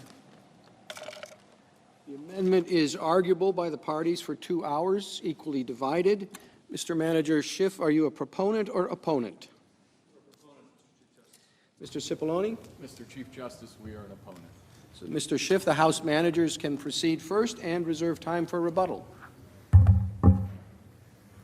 Mr. Chief Justice, the House managers will be reserving the balance of our time to respond to the argument of the counsel for the President.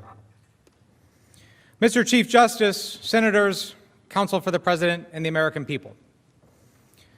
I'd like to begin by getting something off of my chest, something that's been bothering me for a little while.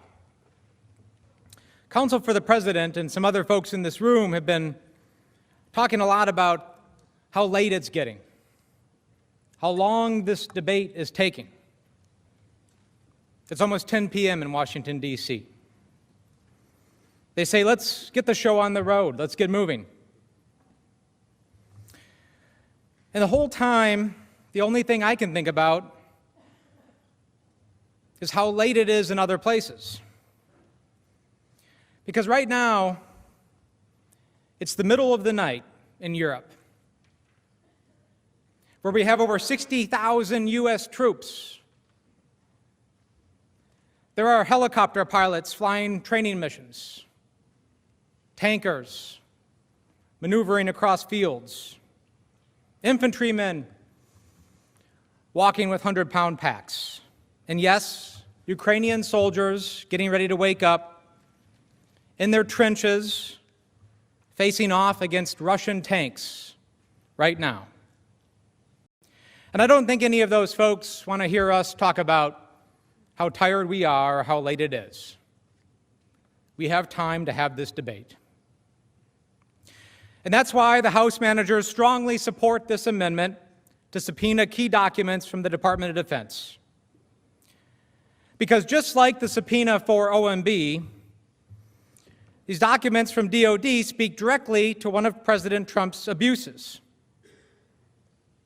His withholding of critical military aid from our partner, Ukraine, to further his personal political campaign.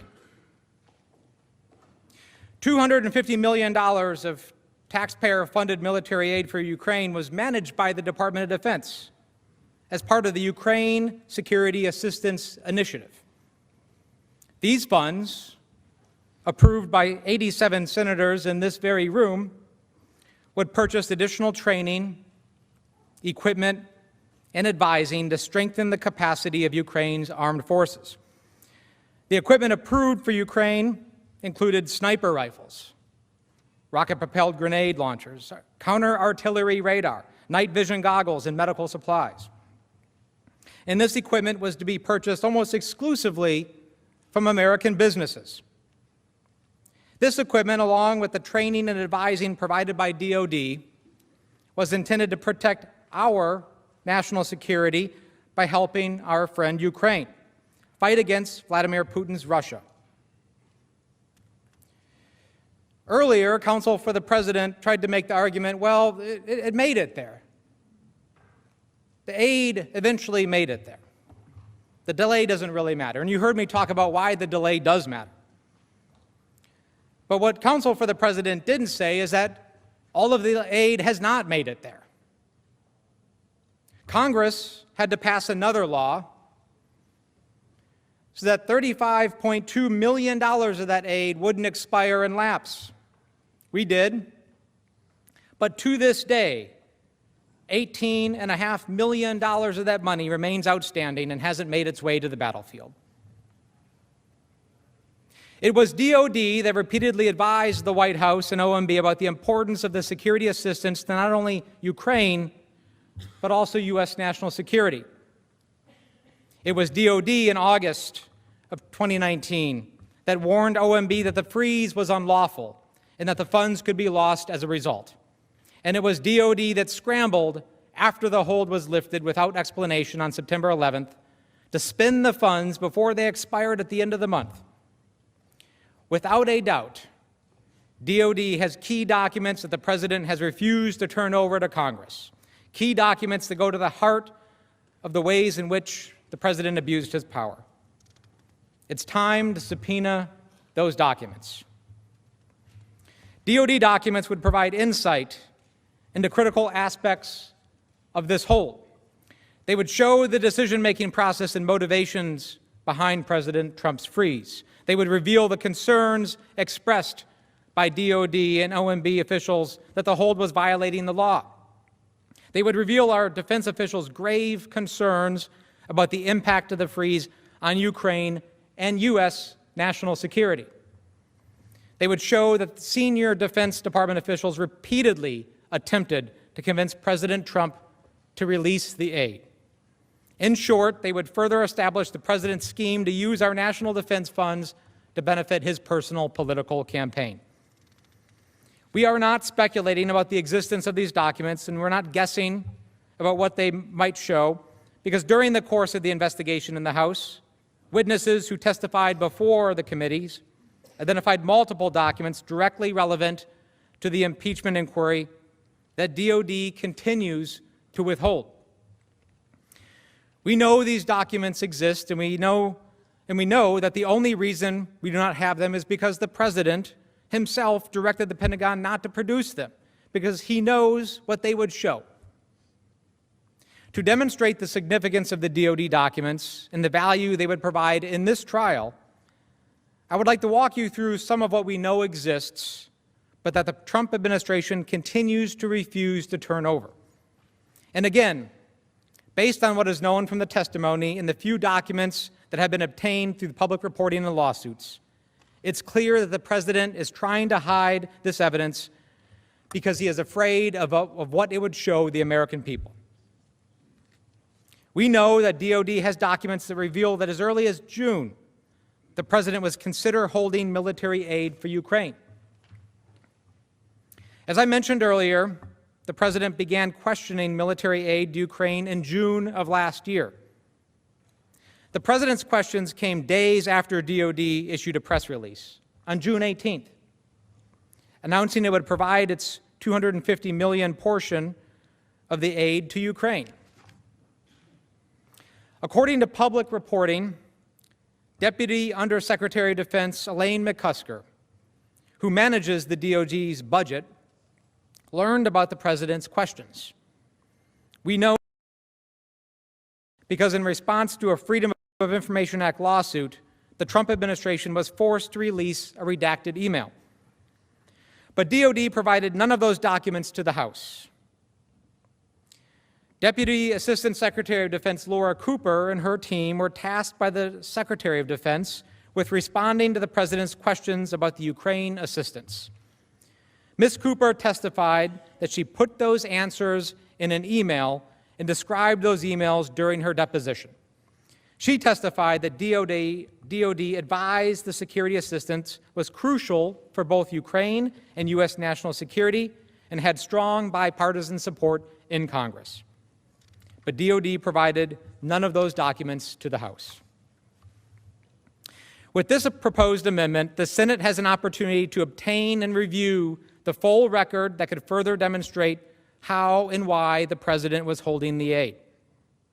Laura Cooper also testified about the interagency meetings that occurred in late 2019, the meetings at which DOD was shocked to learn that President Trump had placed a mysterious hold on the security assistance.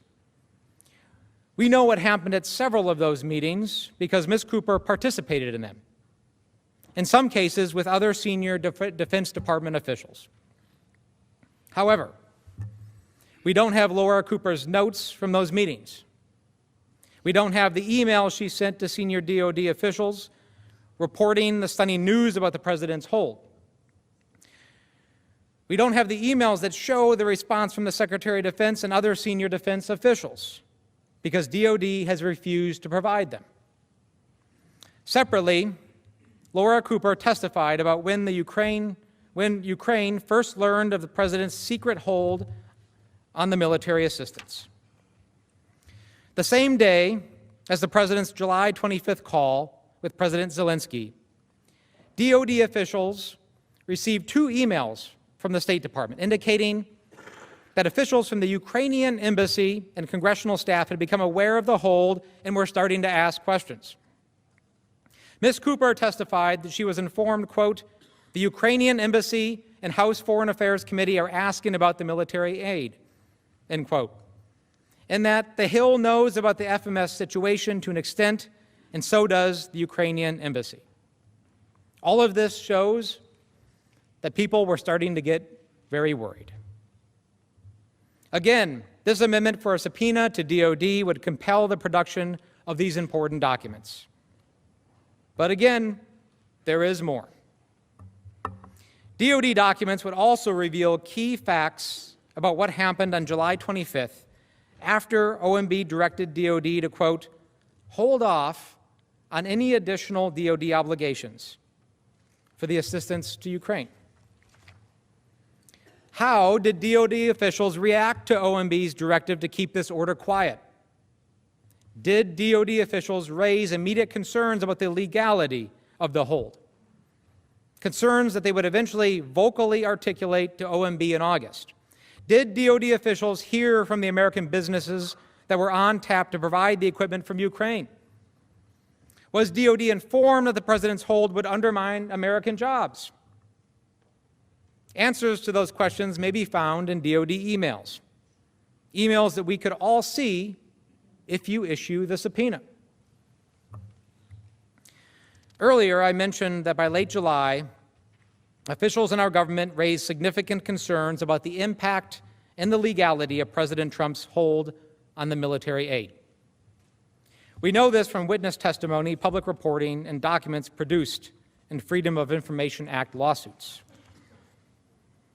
For example, at an interagency meeting on July 31st, Laura Cooper, one of the officials at DOD, announced that because there were 2 legally available options to continue the hold, and they did not have direction to pursue either of those legal options, DOD would have to start spending the funds on August 6th. Cooper explained that if they did not start spending the funds, they would risk violating the Impoundment Control Act. It was a fateful warning because that is exactly what happened. Throughout August, Pentagon officials grew increasingly concerned as the hold dragged on. According to public reporting, DOD wrote to OMB on August 9th to say that it could no longer claim the delay would have no effect on the Defense Department's ability to spend the funds. We only know this through recent reporting about the contents of the email. President Trump certainly hasn't made this information public. In response to a Freedom of Information Act request, the Trump administration released this August 9th email from Elaine McCusker, the Pentagon's chief budget officer. And as you can see from the slide in front of you, it is almost entirely blacked out. According to public reporting, the email said, quote, "As we discussed as of 12 August, we don't think we can agree that the pause will not preclude timely execution. We hope it won't, and we'll do all we can to execute once the policy decision is made, but can no longer make that declarative statement." Let me interpret what's actually being said here. What's actually being said is, we're in trouble. We can't spend the money in the time that we have left, and we're not going to cover your tracks anymore and say that we can't. The extensive redactions in the Freedom of Information Act productions highlight the administration's efforts to conceal the president's wrongdoing.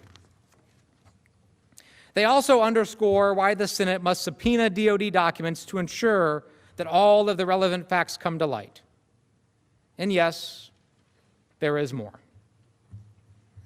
Based on the concerns expressed by McCusker and others at DOD, OMB eventually dropped from the documents the statement that the hold would not preclude timely execution of the funds. But OMB also circulated talking points claiming that, quote, "No action has been taken by OMB that would preclude the obligation of these funds before the end of the fiscal year," end quote. Let me just explain what's going on here. Everybody is getting worried. Everybody knows that something bad is about to happen. Nobody has a good explanation. And nobody wants to be left holding the bag. So they're sending the emails, they're sending the memos to say, "I told you so, and I'm not going to be held responsible." DOD's McCusker took issue with OMB's talking point. She did so in writing. Ms. McCusker emailed Mr. Duffy to tell him that OMB's talking points were, quote, "just not accurate," and that DOD had been consistently conveying that point for weeks. Again, we know this from a press report, not from documents produced to Congress by the Trump administration. Now, President Trump did release some documents in response to a lawsuit under the Freedom of Information Act. But here is what Ms. McCusker's email looked like when it was released by the Trump administration. Her concern that OMB's talking point was, quote, "just not accurate," was again entirely blacked out. What else is being hidden from the American people? The Senate should issue the subpoena. DOD documents would also shed light on OMB's actions as the president's scheme unraveled. On September 9th, Ms. McCusker informed Duffy that DOD could fall short of spending $120 million or more because of the hold. Duffy responded by suggesting that it would be DOD's fault if they ended up violating the Impoundment Control Act. McCusker responded, quote, "You can't be serious. I am speechless," end quote. It will come as no surprise, then, that the administration entirely redacted this email, too, when it produced the documents in connection with the Freedom of Information Act lawsuit. Thanks to public reporting, though, we do know its contents. But what else is being hidden from the American people? What other reactions did this exchange set off within DOD? And were those concerns brought back to the White House? The Department of Defense's documents would shed light on these questions. The American people deserve answers.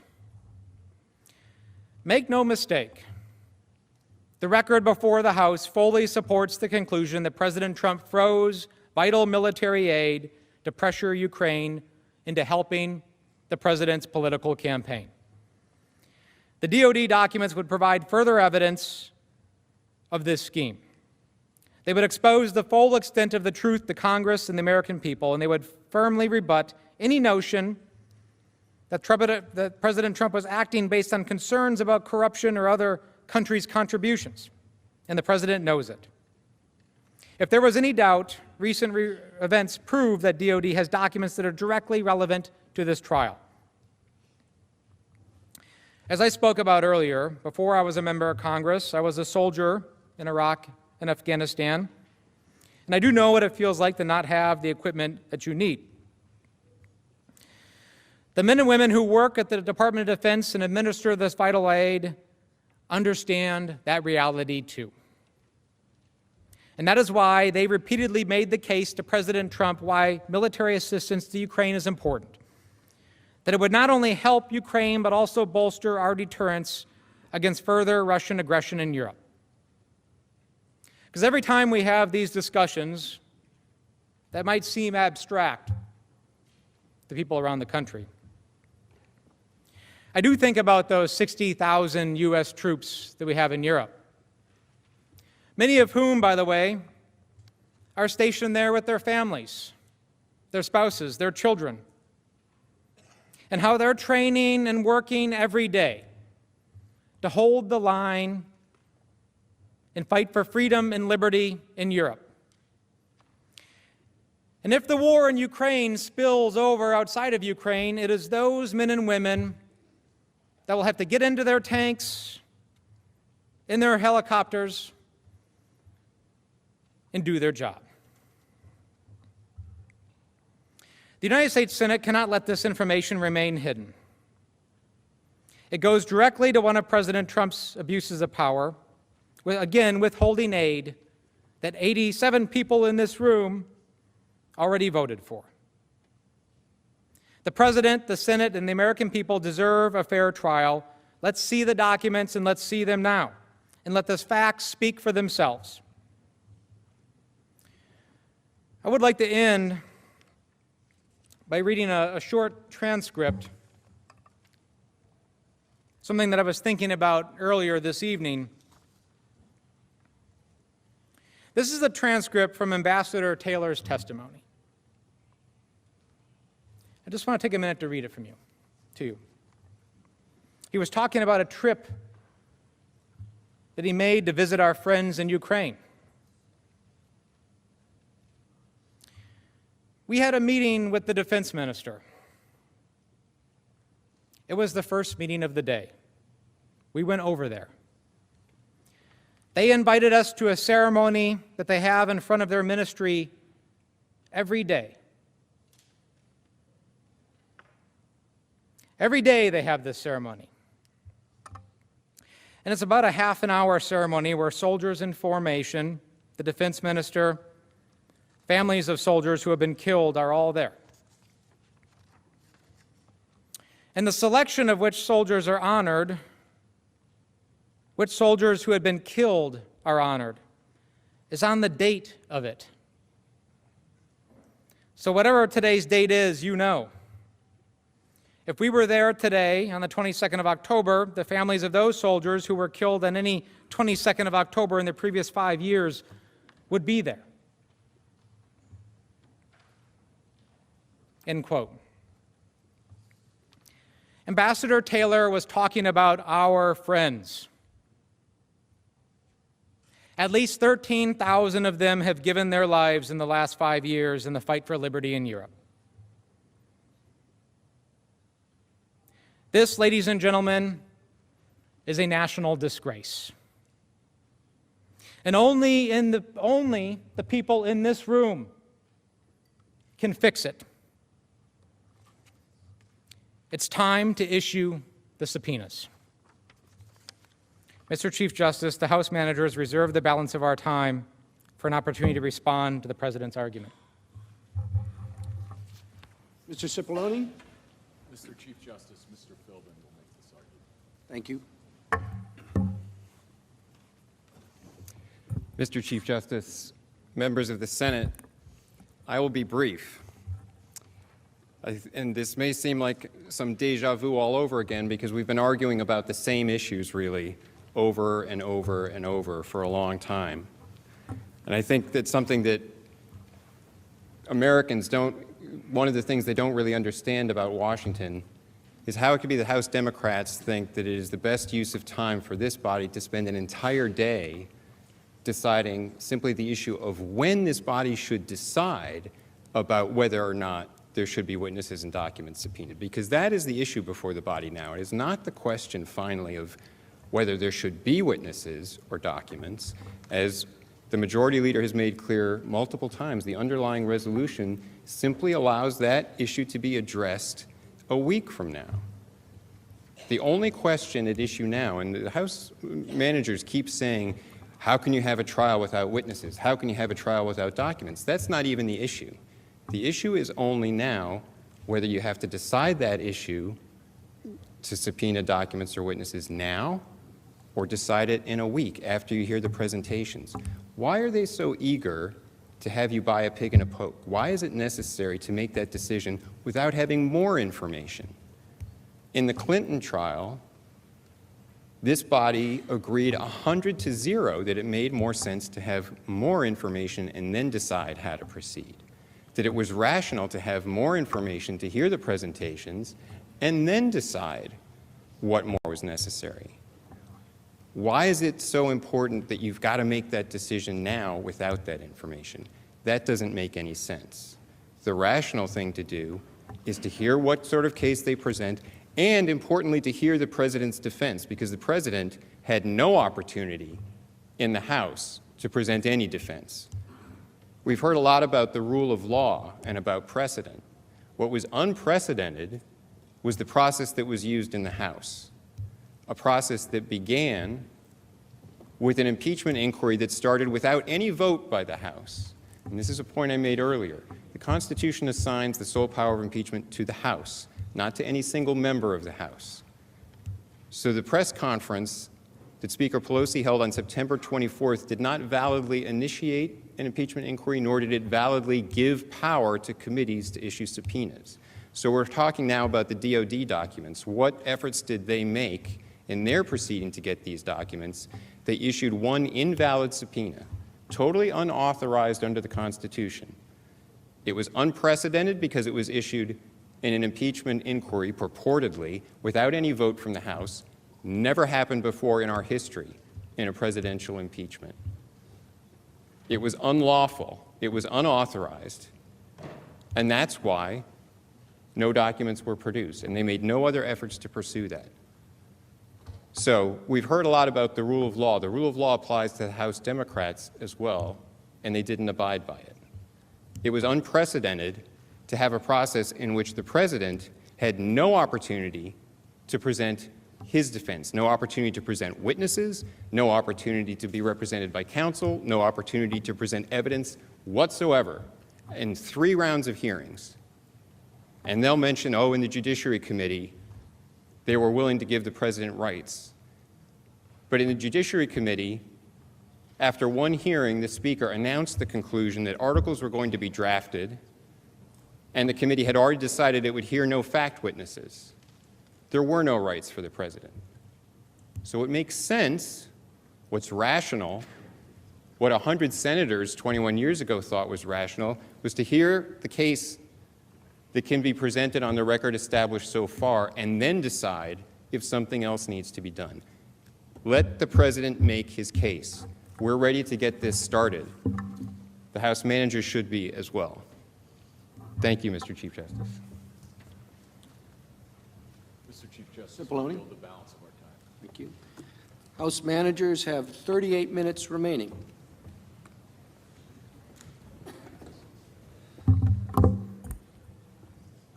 Mr. Chief Justice, I will be brief. Counsel for the President continues to say a lot of things that just really rub me the wrong way. He says, you know, we're talking and saying the same argument over and over and over again.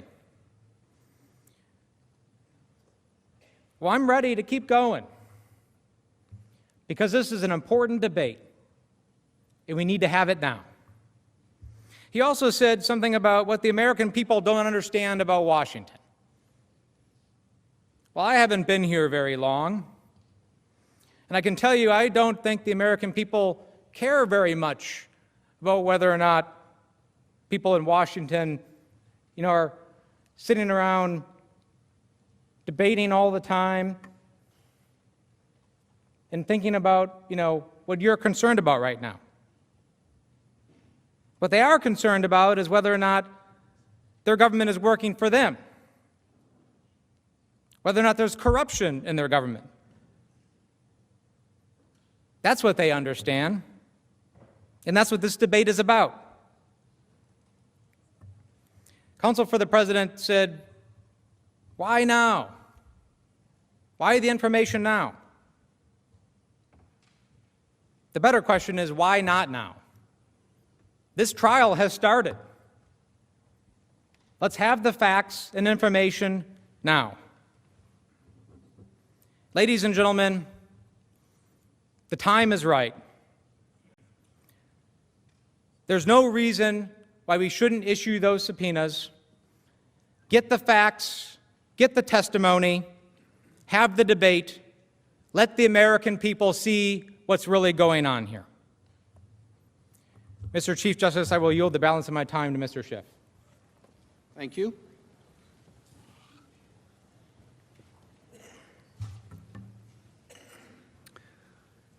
Senators, I'll be brief, but I do want to respond to a couple of the points that my colleagues have made.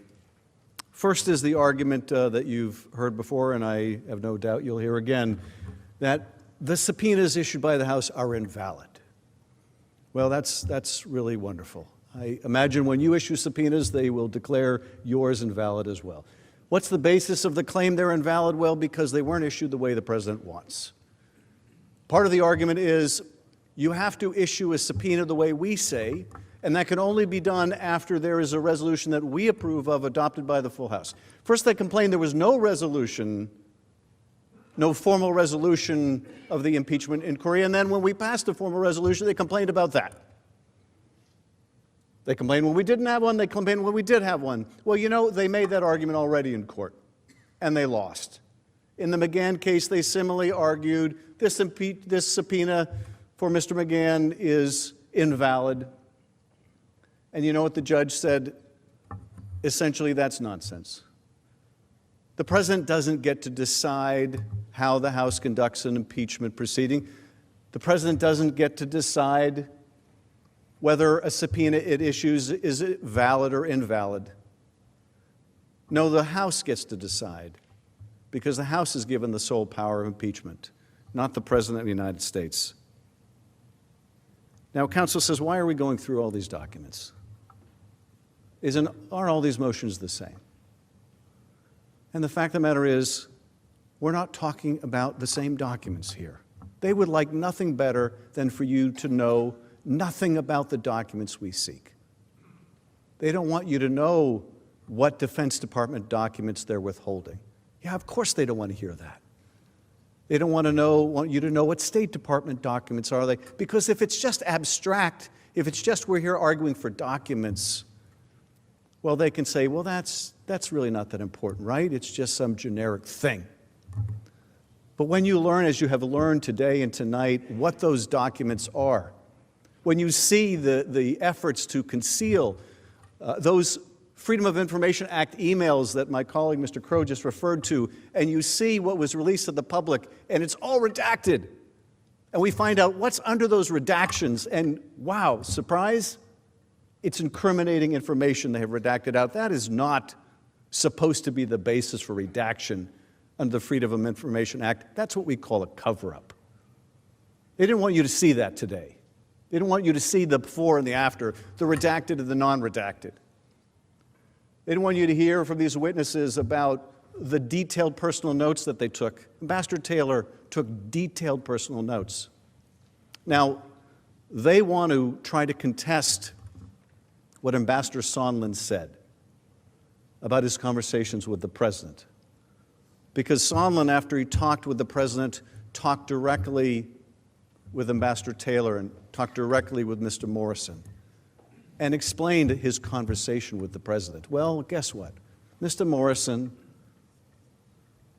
and Ambassador Taylor took detailed notes. There's a dispute about what the president told Mr. Sondland. Wouldn't you like to see the notes? They don't want you to know the notes exist. They don't want to have this debate. They'd rather just argue, no, it's just about documents. It's just about when. We want the senators after 16 hours of questions before they can see any of this stuff. And you know what? Then we're going to move to dismiss the case. The when, as I said earlier, means never. And finally, the Clinton precedent. President Clinton turned over 90,000 pages of documents before the trial. I agree. Let's follow the Clinton precedent. It's not even going to take 90,000 documents. The documents are already collected. You heard the testimony on the screen of Ambassador Taylor saying, oh, they're going to be turned over shortly. Well, we're still waiting. But they're still sitting there at the State Department. We didn't play a video for you of Secretary Esper on one of the Sunday shows saying, we're going to comply with these subpoenas. Well, that was 1 week. And then somebody got to him, and all of a sudden he was singing a different tune. Yeah, they don't want you to know what these documents hold. And yes, we're showing you what these witnesses can tell you. We're showing you what Mulvaney could tell you. And yeah, we're making it hard for you. We're making it hard for you to say no. We're making it hard for you to say, I don't want to hear from these people. I don't want to see these documents. We're making it hard. It's not our job to make it easy for you. It's our job to make it hard to deprive the American people of a fair trial. And that's why we're taking the time to do it. I yield back. The majority leader is Mr. recognized. Chief Justice, I make a motion to table the amendment and ask for the ayes and nays. Is there a sufficient second? There is. The clerk will call the roll. Mr. Alexander. Aye. Ms. Baldwin.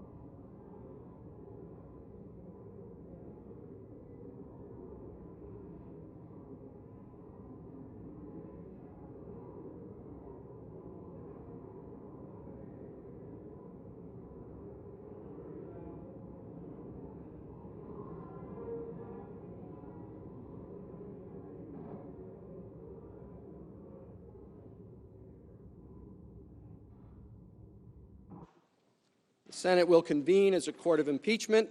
The chaplain will lead us in prayer.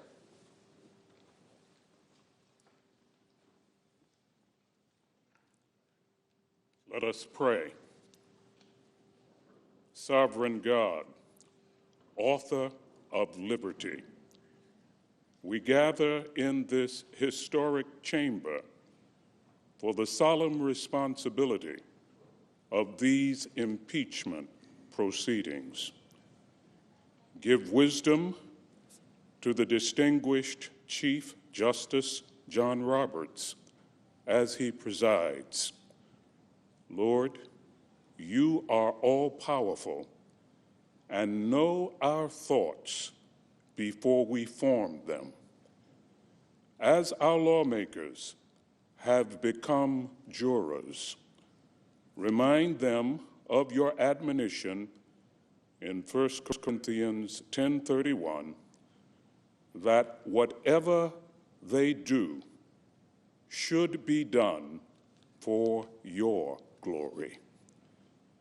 Help them remember that patriots reside on both sides of the aisle, that words have consequences, and that how something is said can be as important as what is said.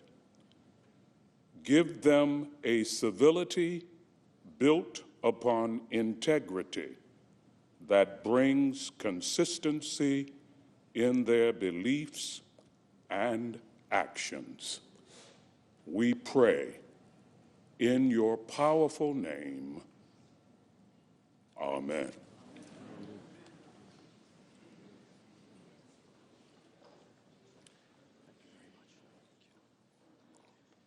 Please join me in reciting the Pledge of Allegiance to the flag. I pledge allegiance to the flag of the United States of America and to the republic for which it stands, one nation, under God, indivisible, with liberty and justice for all. Would you please be seated?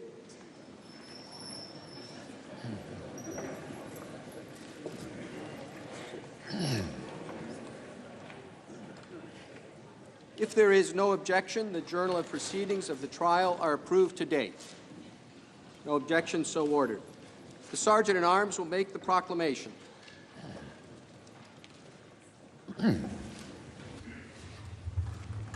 Hear ye, hear ye, hear ye. All persons are commanded to keep silent on pain of imprisonment while the Senate of the United States is sitting for the trial of the articles of impeachment exhibited by the House of Representatives against Donald John Trump, President of the United States. The Majority Leader is recognized. Our colleagues, no motions were filed this morning, so we'll proceed to the House Manager's presentation. We will go for approximately 2 hours, then take a short recess when there is an appropriate break time between presenters. Pursuant to the provisions of Senate Resolution 483, the managers for the House of Representatives have 24 hours to make the presentation of their case. The Senate will now hear you.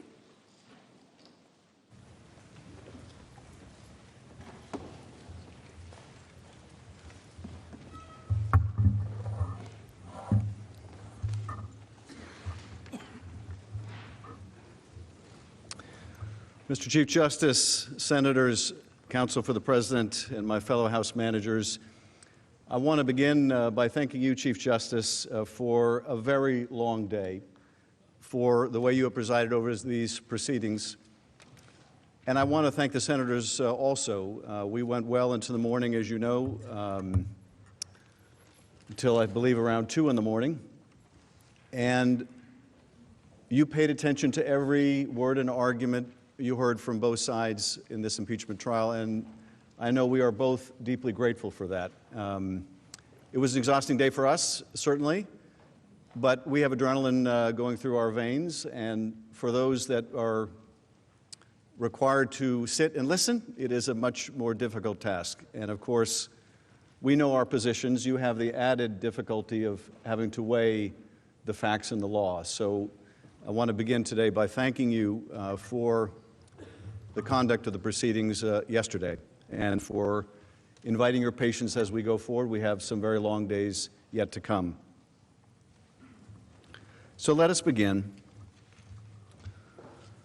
When a man, unprincipled in private life, desperate in his fortune, bold in his temper, possessed of considerable talents, having the advantage of military habits, despotic in his ordinary demeanor, known to have scoffed in private at the principles of liberty, when such a man is seen to mount the hobby horse of popularity, to join in the cry of danger to liberty, to take every opportunity of embarrassing the general government and bringing it under suspicion, to flatter and fall in with all the nonsense of the zealots of the day, it may justly be suspected that his object is to throw things into confusion, that he might ride the storm and direct the whirlwind.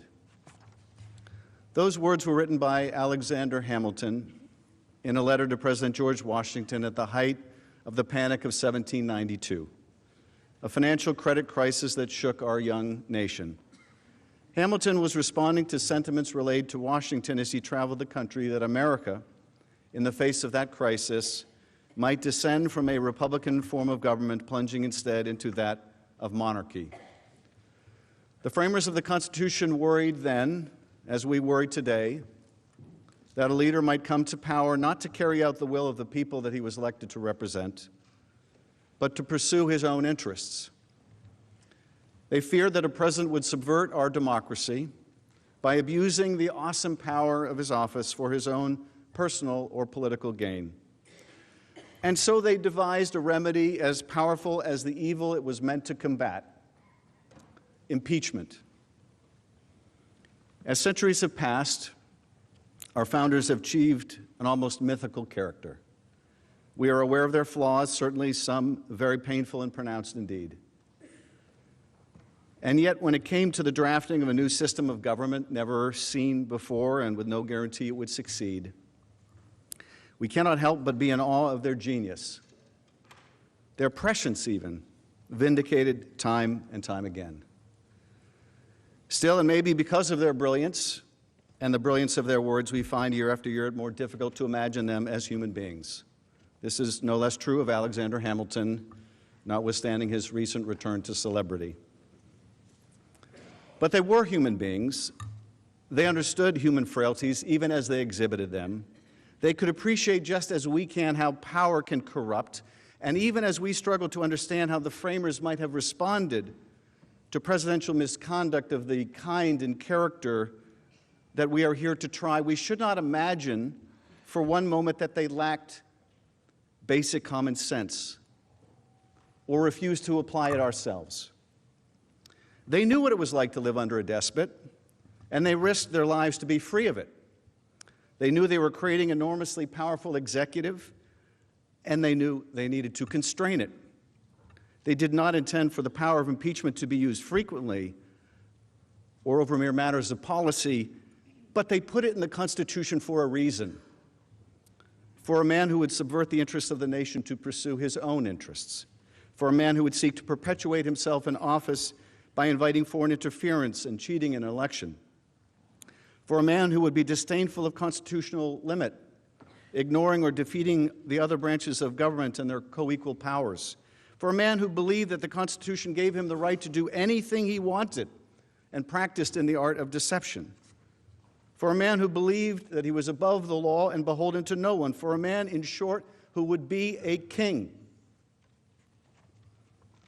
We are here today in this hallowed chamber, undertaking this solemn action for only the third time in history because Donald J. Trump, the 45th President of the United States, has acted precisely as Hamilton and his contemporaries feared.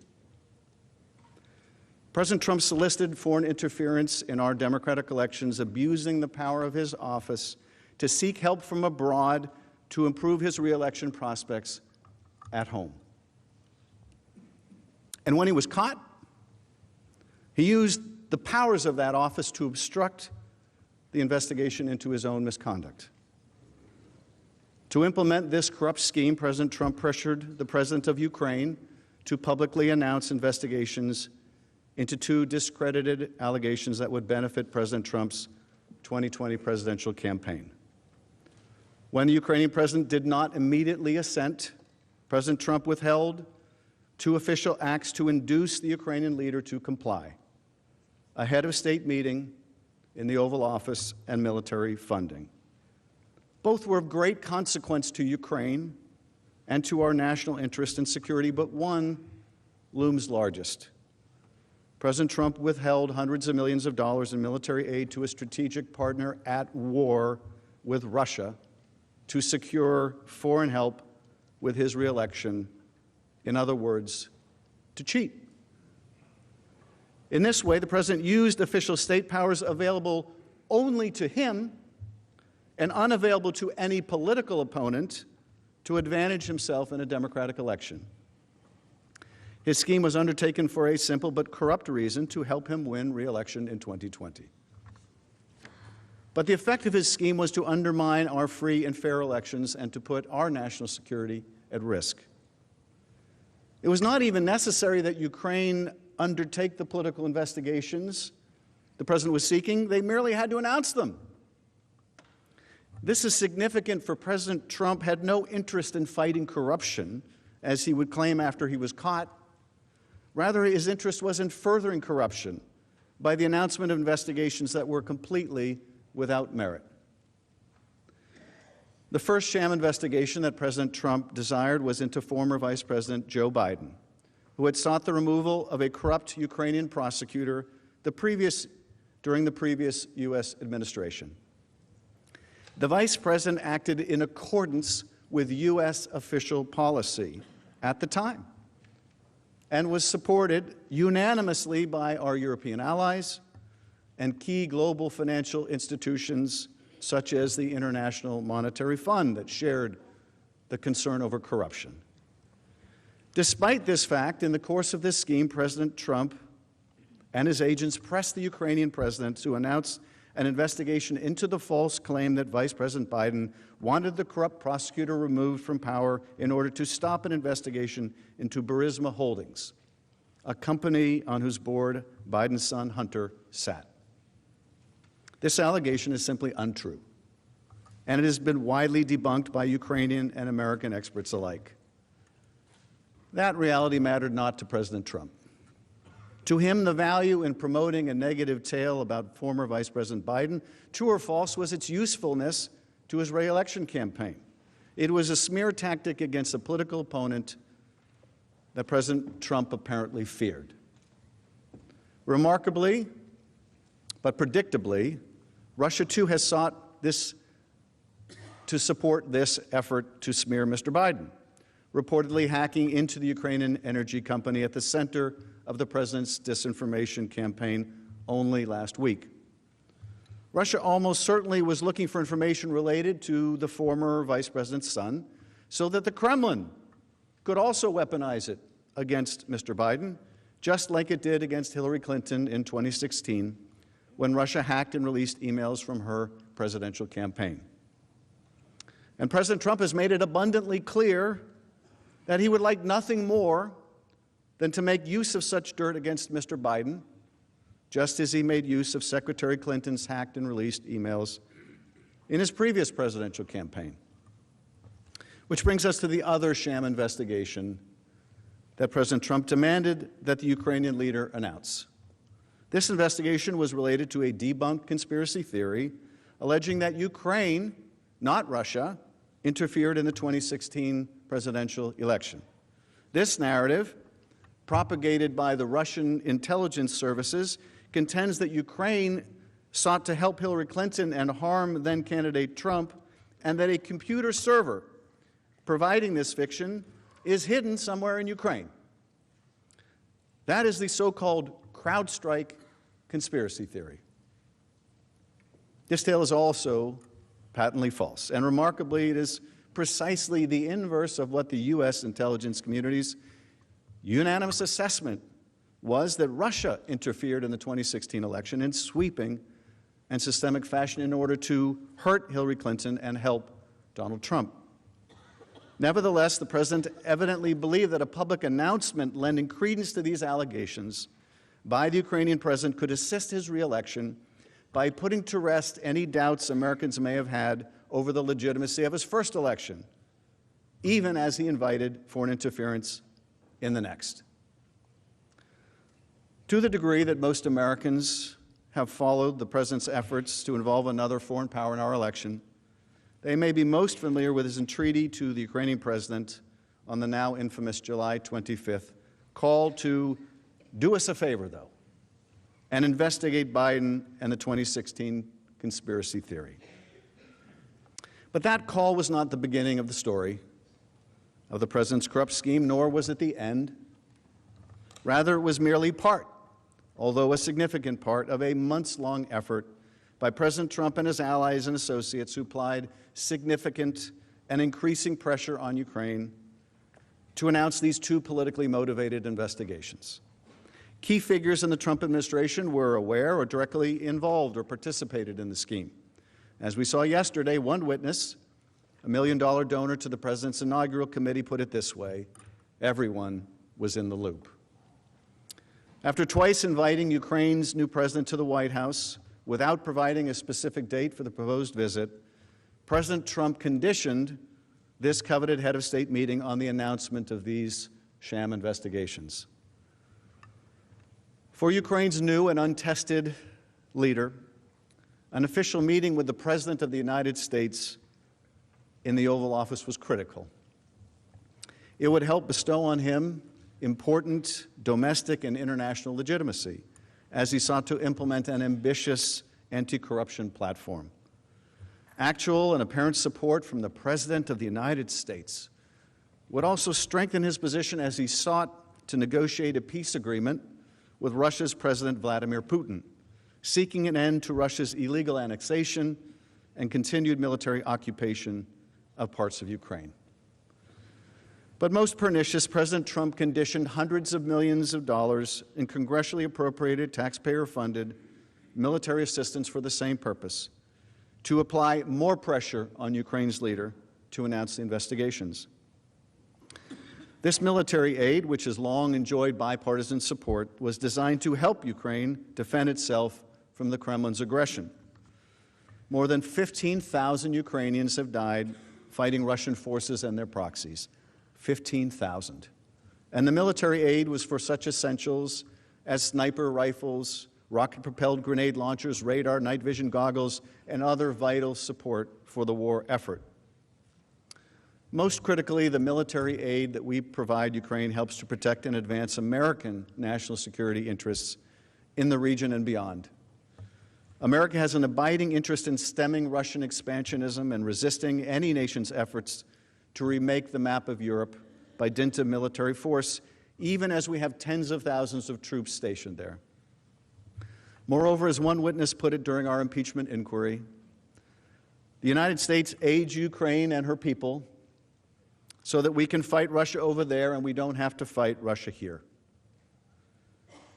Now, when the president's scheme was exposed and the House of Representatives properly performed its constitutional responsibility to investigate the matter, President Trump used the same unrivaled authority at his disposal as Commander-in-Chief to cover up his wrongdoing. In unprecedented fashion, the President ordered the entire executive branch of the United States of America to categorically refuse and completely obstruct the House's impeachment investigation. Such a wholesale obstruction of congressional impeachment has never before occurred in our democracy, and it represents one of the most blatant efforts at a cover-up in history. If not remedied by his conviction in the Senate and removal from office, President Trump's abuse of his office and obstruction of Congress will permanently alter the balance of power among the branches of government, inviting future presidents to operate as if they are also beyond the reach of accountability, congressional oversight, and the law. On the basis of this egregious misconduct, the House of Representatives returned 2 articles of impeachment against the President. First, charging that President Trump corruptly abused the powers of the presidency to solicit foreign interference in the upcoming presidential election for his personal political benefit.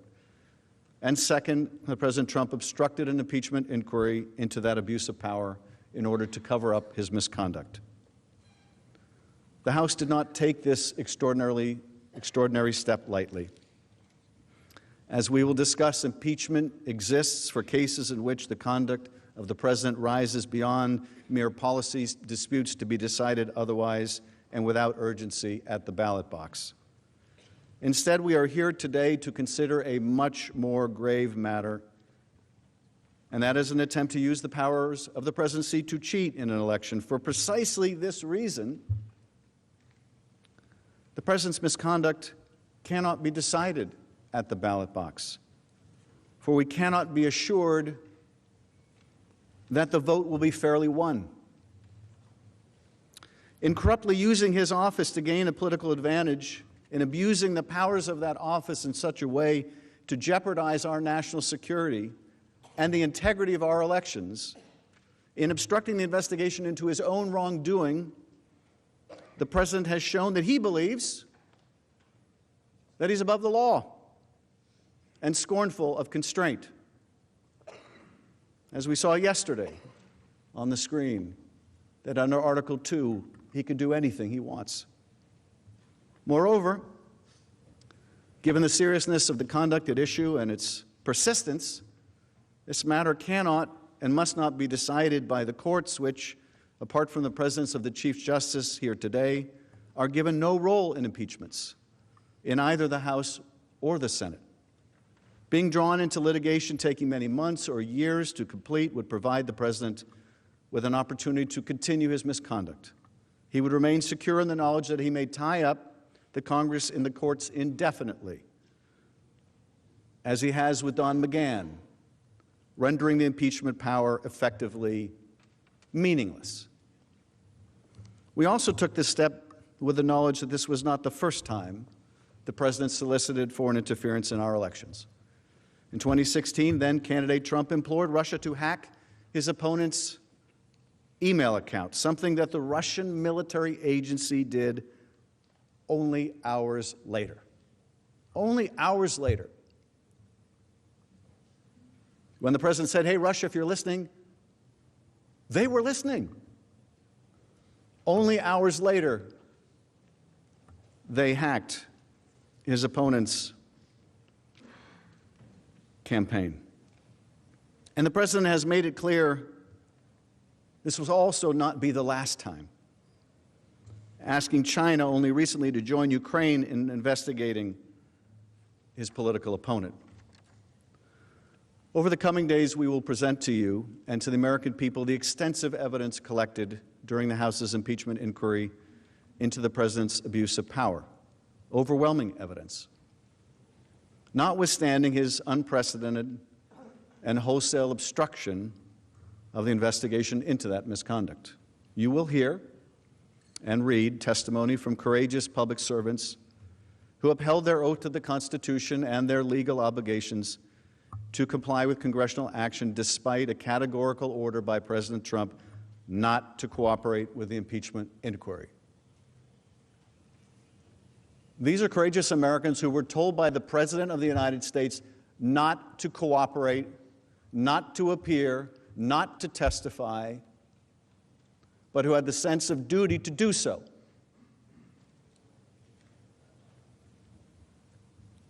But more than that, you will hear from witnesses who have not yet testified, like John Bolton and Mick Mulvaney, Mr. Blair and Mr. Duffy.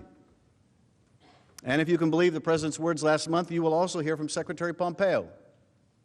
You will hear their testimony at the same time as the American people. That is, if you allow it, if we have a fair trial. During our presentation, you will see documentary records, those the President was unable to suppress, that expose the President's scheme in detail. You will learn of further evidence that has been revealed in the days since the House voted to impeach President Trump, even as the President and his agents have persisted in their efforts to cover up their wrongdoing from Congress and the public.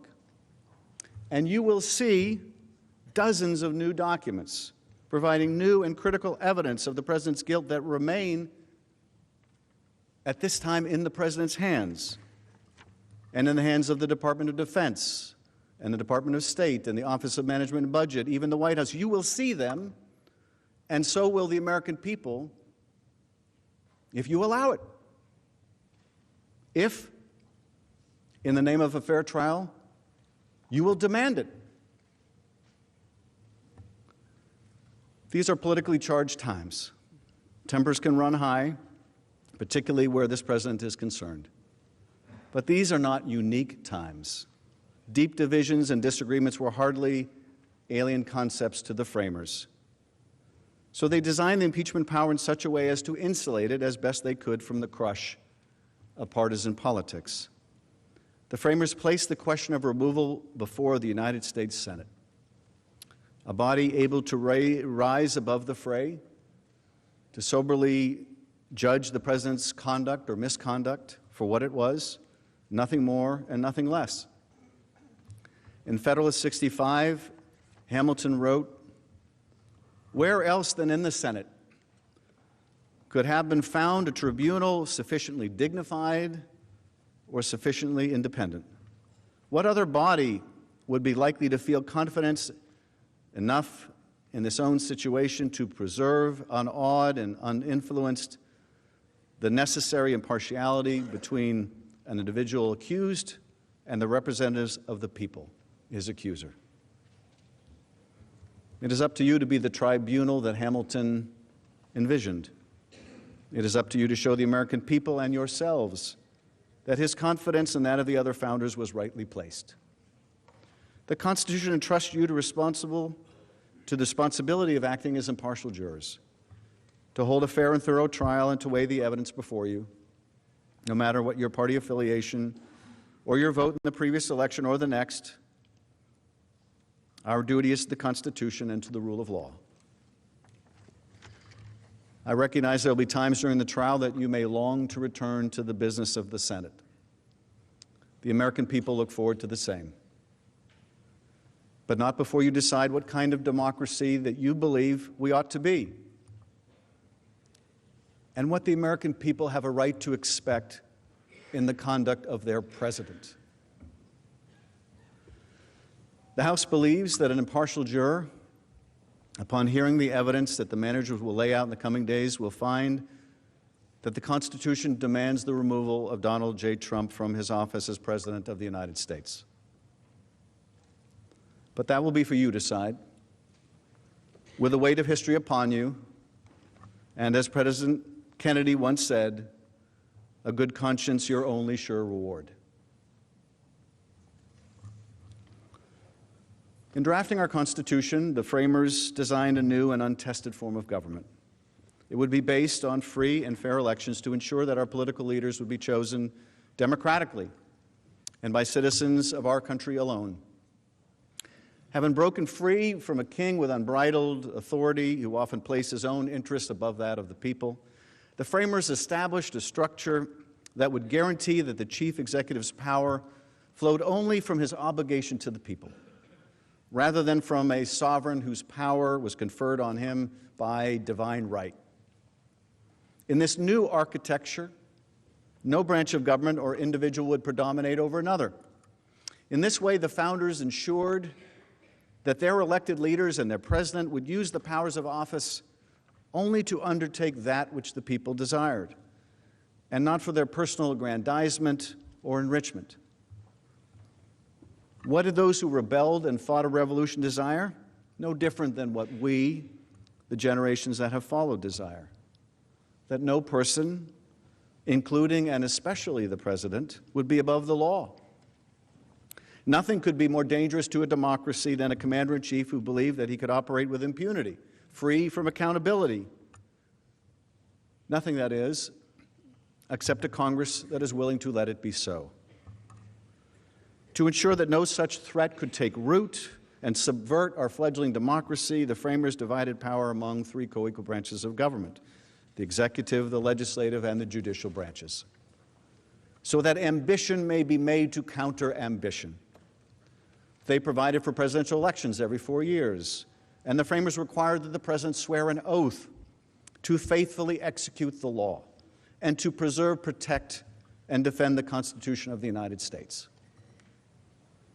Even with these guardrails in place, the framers understood that an individual could come to power who defied that solemn oath, who pursued his own interests rather than those of the country he led. For that reason, the framers adopted a tool used by the British Parliament to constrain its officials, the power of impeachment. Rather than a mechanism to overturn an election, impeachment would be a remedy of last resort. And unlike in England, the framers applied this ultimate check to the highest office in the land, to the President of the United States. Impeachment and removal of a duly elected president was not intended for policy disputes or poor administration of the state. Instead, the framers had in mind the most serious of offenses, those against the public itself. Hamilton explained that impeachment was not designed to cover only statutory or common law crimes, but instead crimes against the body politic. Hamilton wrote, "The subjects of its jurisdiction are those offenses which proceed from the misconduct of public men, or in other words, from the abuse or violation of some public trust. They are of a nature which may with peculiar propriety be denominated political, as they relate chiefly to injuries done immediately to society itself." In other words, impeachment would be confined to abuses of people's trust and to the society itself. This is precisely the abuse that has been undertaken by our current president when he withheld money and support for an ally at war to secure a political benefit. The punishment for those crimes would fit the political nature of the offense. As James Wilson, a delegate at the Constitutional Convention and a future Associate Justice of the Supreme Court, reasoned, impeachments are confined to political characters, to political crimes and misdemeanors, and to political punishments. That punishment, the framers determined, would be neither prison nor fines, but instead limited to removal from office and disqualification from holding future office. The framers chose to undertake impeachment for treason, bribery, or other high crimes and misdemeanors to underscore the requirement of an offense against society. In this phrase, high modifies both the crimes and the misdemeanors, in that both relate to a high injustice, a transgression committed against the people and to the public trust. The framers had two broad categories in mind: those actions that are facially permissible under the president's authority but are based on corrupt motives, such as seeking to obtain a personal benefit through public office, and those that far exceed the president's constitutional authority or violate the legal limits on that authority. In Article 1, we deal with the first evil, which the framers wished to guard against, that is, cases in which a president corruptly misused a power otherwise bestowed on him to secure a personal reward. Guarding against a president who undertakes official acts with the corrupt motive of helping himself is at the heart of the impeachment power. As one scholar explained, the president's duty to faithfully execute the law requires that he undertakes actions only when motivated in the public interest rather than in their private self-interest. Efforts to withhold official acts for personal gain countermand the president's sacred oath and therefore constitute impeachable behavior as it was conceived of by the framers. In Article 2, we also deal with a second evil contemplated by the founders, who made it clear that the president ought not operate beyond the limits placed on him by legislative and judicial branches.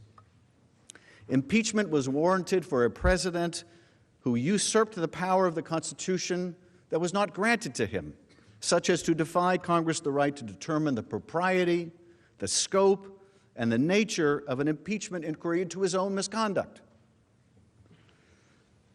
The framers fashioned a powerful chief executive, but not one beyond accountability of law.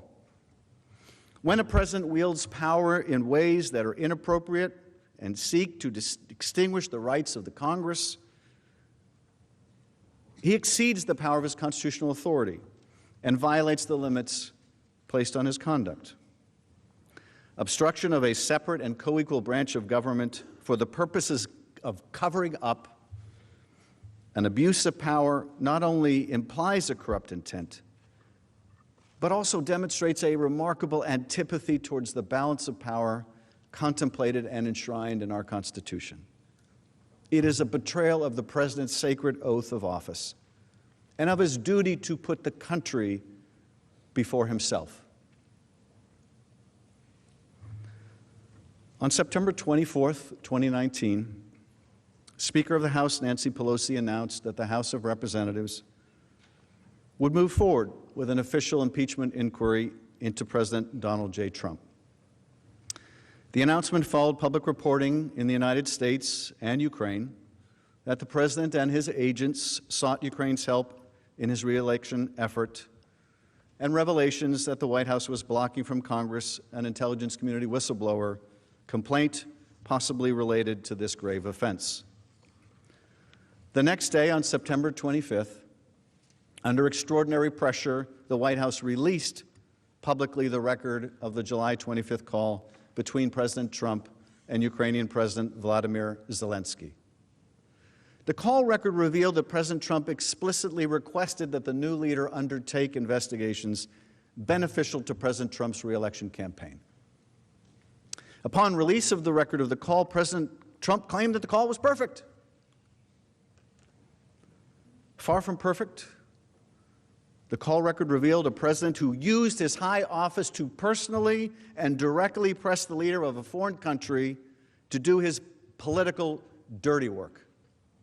Asking for a favor, President Trump insisted that President Zelensky investigate a formidable potential political opponent, former Vice President Joe Biden, as well as the baseless conspiracy theory that Ukraine, not Russia, interfered in the 2016 election to assist then-candidate Trump's opponent. Witnesses who listened to the call as it transpired testified that they immediately recognized these requests did not represent official U.S. policy and instead were politically charged appeals not appropriate for a president to make.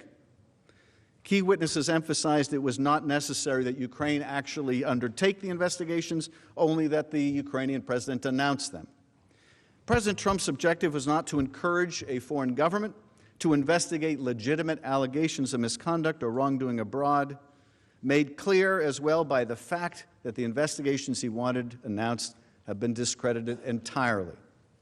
Rather, the president simply wanted to reap a political benefit by tarnishing a political rival and attempting to erase from history his previous election misconduct.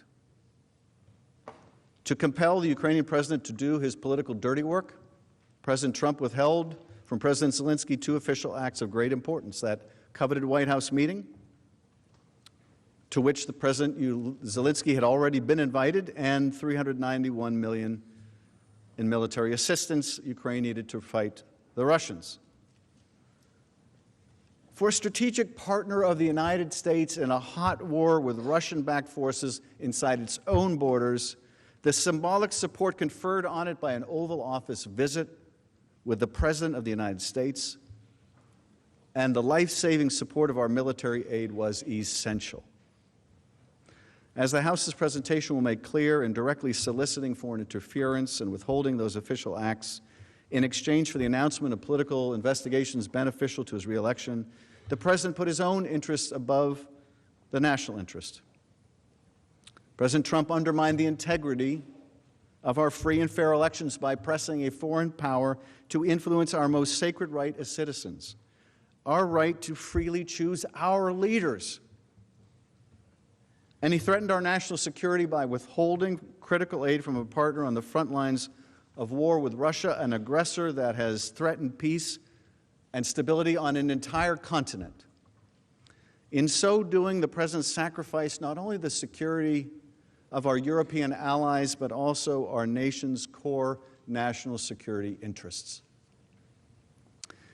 President Trump undertook this pressure campaign through hand-picked agents inside and outside of government who circumvented traditional policy channels. President Trump intentionally bypassed many U.S. government career officials with responsibility over Ukraine and advanced his scheme primarily through the effort of his personal attorney, Rudy Giuliani. President Trump carried out this scheme with the knowledge of senior administration officials, including the President's acting Chief of Staff, Mick Mulvaney, Secretary of State Mike Pompeo, Vice President Mike Pence, National Security Council Legal Advisor John Eisenberg, and White House counsel Pat Cipollone. When the President became aware that the scheme would be uncovered, he undertook an unprecedented effort to obstruct the House of Representatives' impeachment inquiry and to hide it from the public and from Congress, including all evidence related to his misconduct. That cover-up continues today, as the administration has not provided a single document pursuant to lawful subpoenas by the House. Administration also continues to prevent witnesses from cooperating, further obstructing the House, efforts the President is no doubt proud of, but which threaten the integrity of this institution, of this Congress as a co-equal branch of power. Our ability not only to do oversight, but to hold a president who is unindictable accountable. But despite these efforts to obstruct our inquiry, the House of Representatives uncovered overwhelming evidence related to the President's misconduct through interviews with 17 witnesses who appeared before the Intelligence, Oversight and Reform, and Foreign Affairs committees. Many of these witnesses bravely defied White House orders not to comply with duly authorized congressional subpoenas. And were it not for them, were it not for Ambassador Marie Yovanovitch, who was the first through the breach, we may never have known of the President's scheme. I want you to imagine just for a minute what kind of courage that took. For Ambassador Yovanovitch, the subject of that vicious smear campaign, to risk her reputation and her career to stand up to the President of the United States, who's instructing her through his agents, you will not cooperate. You will not testify. You will tell them nothing.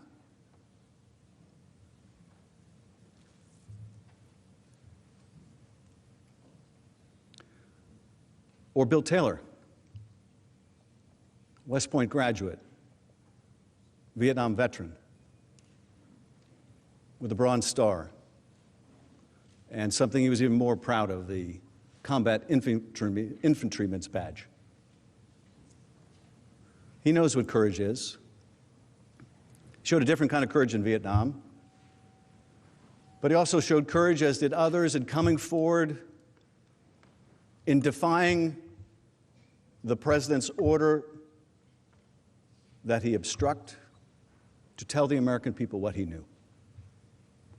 But for the courage of people like this, and Lieutenant Colonel Vindman, a Purple Heart recipient, but for their courage, we would have known nothing of the President's misconduct.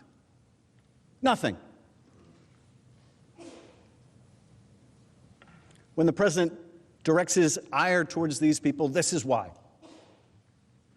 Because they showed the courage to come forward. Now, we held in the Intelligence Committee 7 open hearings with 12 fact witnesses. Separately, the Judiciary Committee held public hearings with constitutional law experts and counsel from the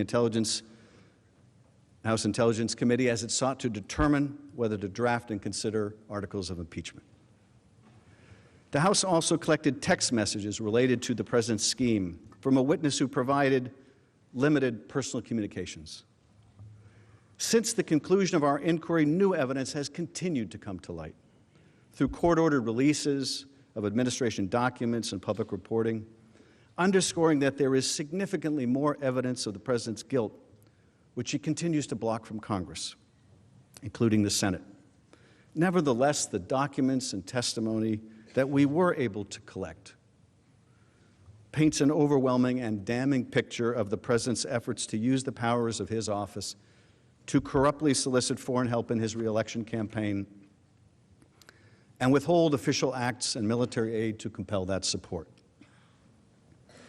Over the coming days, you will hear remarkably consistent evidence of President Trump's corrupt scheme and cover-up. When you focus on the evidence uncovered during the investigation, you will appreciate there is no serious dispute about the facts underlying the president's conduct. And this is why you will hear the president's lawyers make the astounding claim that you can't impeach a president for abusing the powers of his office,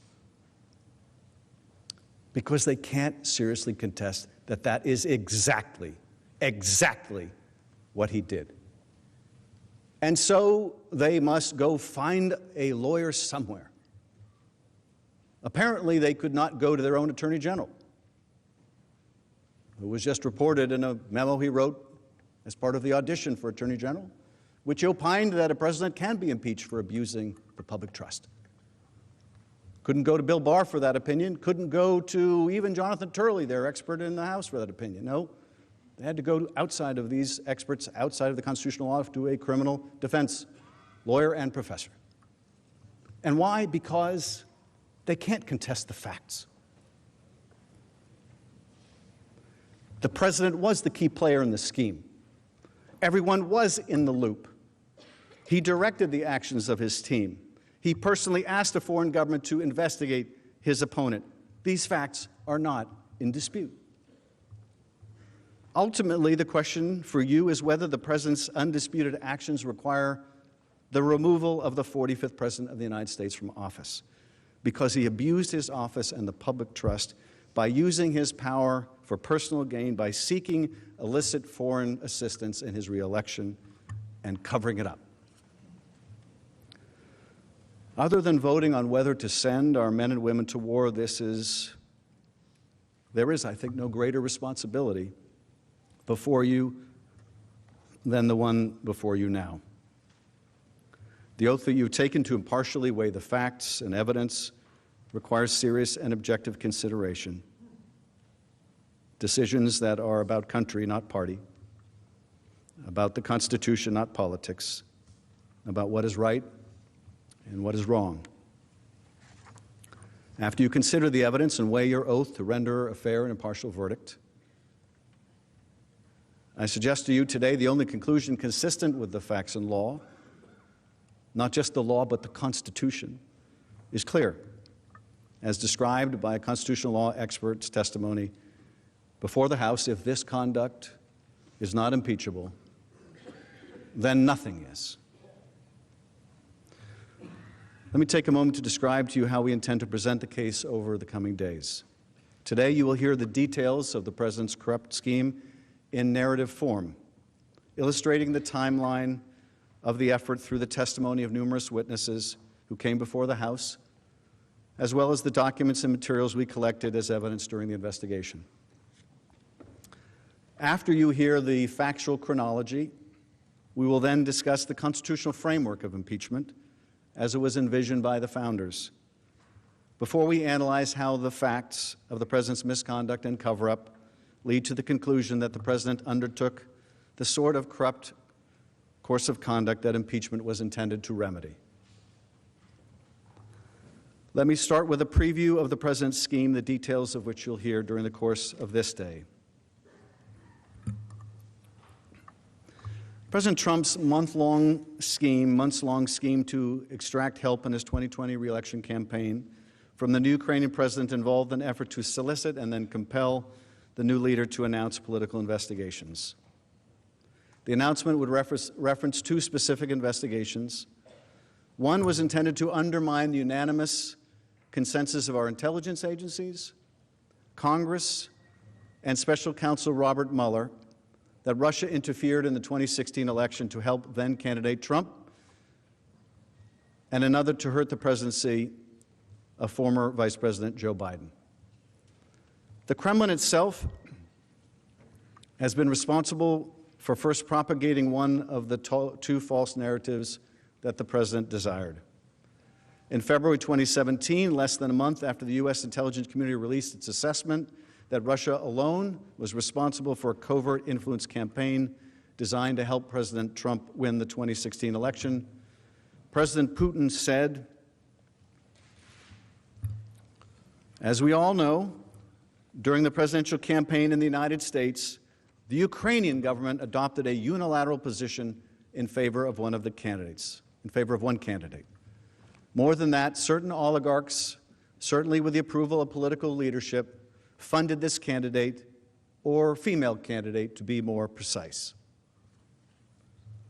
Those were Putin's words, February 2nd, 2017. Of course, this is false and is part of a Russian counter-narrative that President Trump and some of his allies have adopted.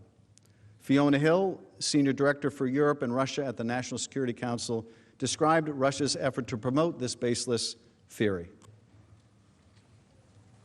Based on questions and statements I've heard, some of you on this committee appear to believe that Russia and its security services did not conduct a campaign against our country, and that perhaps, somehow, for some reason, Ukraine did. This is a fictional narrative that has been perpetrated and propagated by the Russian security services themselves. The unfortunate truth is that Russia was the foreign power that systematically attacked our democratic institutions in 2016. This is the public conclusion of our intelligence agencies, confirmed in bipartisan congressional reports. It is beyond dispute, even if some of the underlying details must remain classified. This, of course, was not the first time that President Trump embraced Russian activity and disinformation. On July 24 of last year, Special Counsel Robert Mueller testified before Congress that Russia interfered in the 2016 election in a, quote, sweeping and systemic fashion to benefit Donald Trump's political campaign. Mueller and his team found that, quote, the Russian government perceived that it would benefit from a Trump presidency and worked to secure that outcome. They also found that the Trump campaign expected it would benefit electorally from information stolen and released through Russian efforts. And just as he solicited help from Ukraine in 2019, in 2016, then candidate Trump also solicited help from Russia in his election effort. As you will recall, at a rally in Florida, he said the following. Russia, if you're listening, I hope you're able to find the 30,000 emails that are missing. I think you will probably be rewarded mightily by our press. Let's see if that happens. Following Special Counsel Mueller's testimony, during which he warned against future interference in our elections, did the President recognize the threat posed to our democracy and renounce Russian interference in our democracy? Did he choose to stand with his own intelligence agencies, both houses of Congress, and the Special Counsel's investigation in affirming that Russia interfered in our last election? He did not. Instead, only one day after Special Counsel Mueller testified before Congress, empowered in the belief that he had evaded accountability for making use of foreign support in our last election, President Trump was on the phone with the President of Ukraine, pressing him to intervene on President Trump's behalf in the next election. Let's take a moment to let that sink in. July 24th, Bob Mueller concludes a lengthy investigation. He comes before the Congress. He testifies that Russia systemically interfered in our election to help elect Donald Trump, that the campaign understood that, and they willfully made use of that help. July 24th, that's what happens.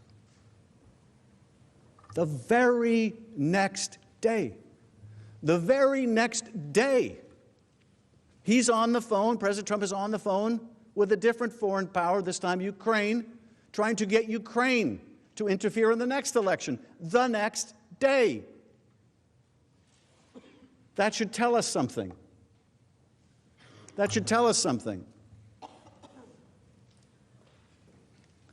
He did not feel shamed by what the special counsel found. He did not feel deterred by what the special counsel found. He felt emboldened by escaping accountability. For the very next day, he's on the phone soliciting foreign interference again.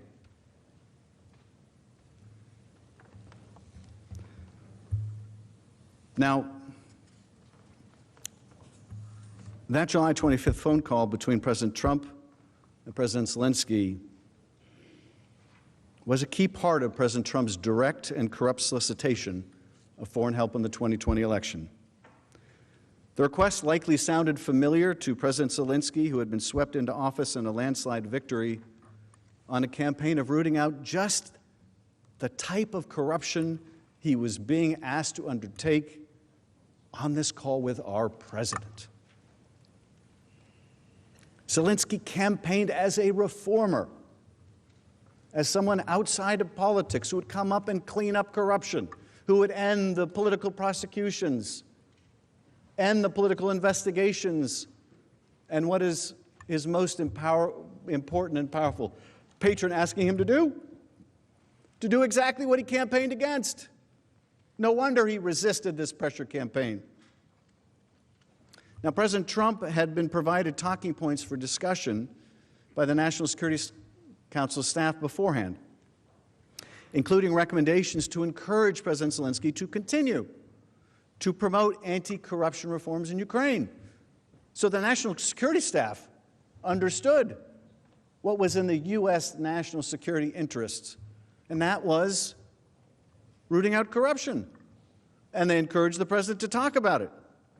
But as you see from the record of the call, and I joined the president saying, read the call, that topic was never addressed. The word corruption never escapes his lips. Instead, President Trump openly pressed President Zelensky to pursue the two investigations that would benefit him personally. In response to President Zelensky's gratitude for the significant military support the United States has provided to Ukraine, President Trump said, I would like you to do us a favor, though, because our country has been through a lot, and Ukraine knows a lot about it. I would like you to find out what happened with this whole situation with Ukraine. They say CrowdStrike. I guess you have one of your wealthy people, the server. They say Ukraine has it. That's that crazy conspiracy theory I talked about earlier, that there's this server somewhere in Ukraine that shows that, in fact, it was Ukraine that hacked the DNC, not the Russians. That's a Russian propaganda conspiracy theory, and here it is being promulgated by the President of the United States, and more than promulgated. He's pressuring an ally to further this Russian propaganda, because he was referring to this extensively discredited conspiracy theory that Ukraine was the one who really hacked the DNC, the Democratic National Committee servers, in 2016. And that reference to CrowdStrike, well, that's an American cybersecurity firm. And the theory, this kooky conspiracy theory, is that CrowdStrike moved the DNC servers to Ukraine to prevent U.S. law enforcement from getting them. If Ukraine announced an investigation into this fabrication, President Trump would remove what he perceived to be a cloud over his legitimacy, the legitimacy of his last election, Russia's assistance with his campaign, and suggest that it was the Democratic Party that was the real beneficiary of help. On the call, President Trump told Zelensky, whatever you can do, it's very important that you do it if that's possible. President Zelensky agreed that he would do the investigation, saying, yes, it is very important for me, and everything that you just mentioned earlier. President Trump then turned to his second request, asking President Zelensky to look into the sham allegation into former Vice President Biden. President Trump said to President Zelensky, the other thing, there's a lot of talk about Biden's son, that Biden stopped the prosecution. And a lot of people want to find out about that, so whatever you can do with the Attorney General would be great. Biden went around bragging that he stopped the prosecution, so if you could look into it, it sounds horrible to me. There is no question that President Trump intended in pressing the Ukraine leader to look into his political rival. Even after the impeachment inquiry began, he confirmed his desire on the South Lawn of the White House, declaring not only that Ukraine should investigate Biden, but that China should do the same. Let's see what he said. Mr. President, what exactly did you hope Zelensky would do about the Bidens after your phone call? Exactly. Well, I would think that if they were honest about it, they'd start a major investigation into the Bidens. It's a very simple answer. They should investigate the Bidens, because how does a company that's newly formed, and all these companies, if you look at, and by the way, likewise, China should start an investigation into the Bidens, because what happened in China is just about as bad as what happened with Ukraine.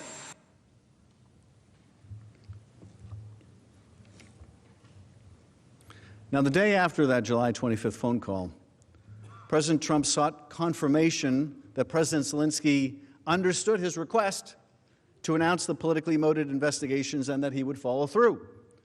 After meeting with Ukrainian officials, President Zelensky and his top aide, the president's handpicked ambassador to the European Union, Gordon Sondland, called President Trump from an outdoor restaurant in Kiev to report back.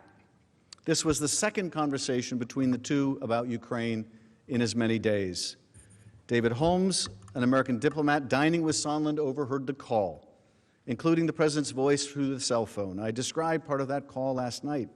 Holmes testified that President Trump asked Sondland, "So he's going to do the investigation?" Sondland replied that he's going to do it, adding that President Zelensky will do anything you ask him to.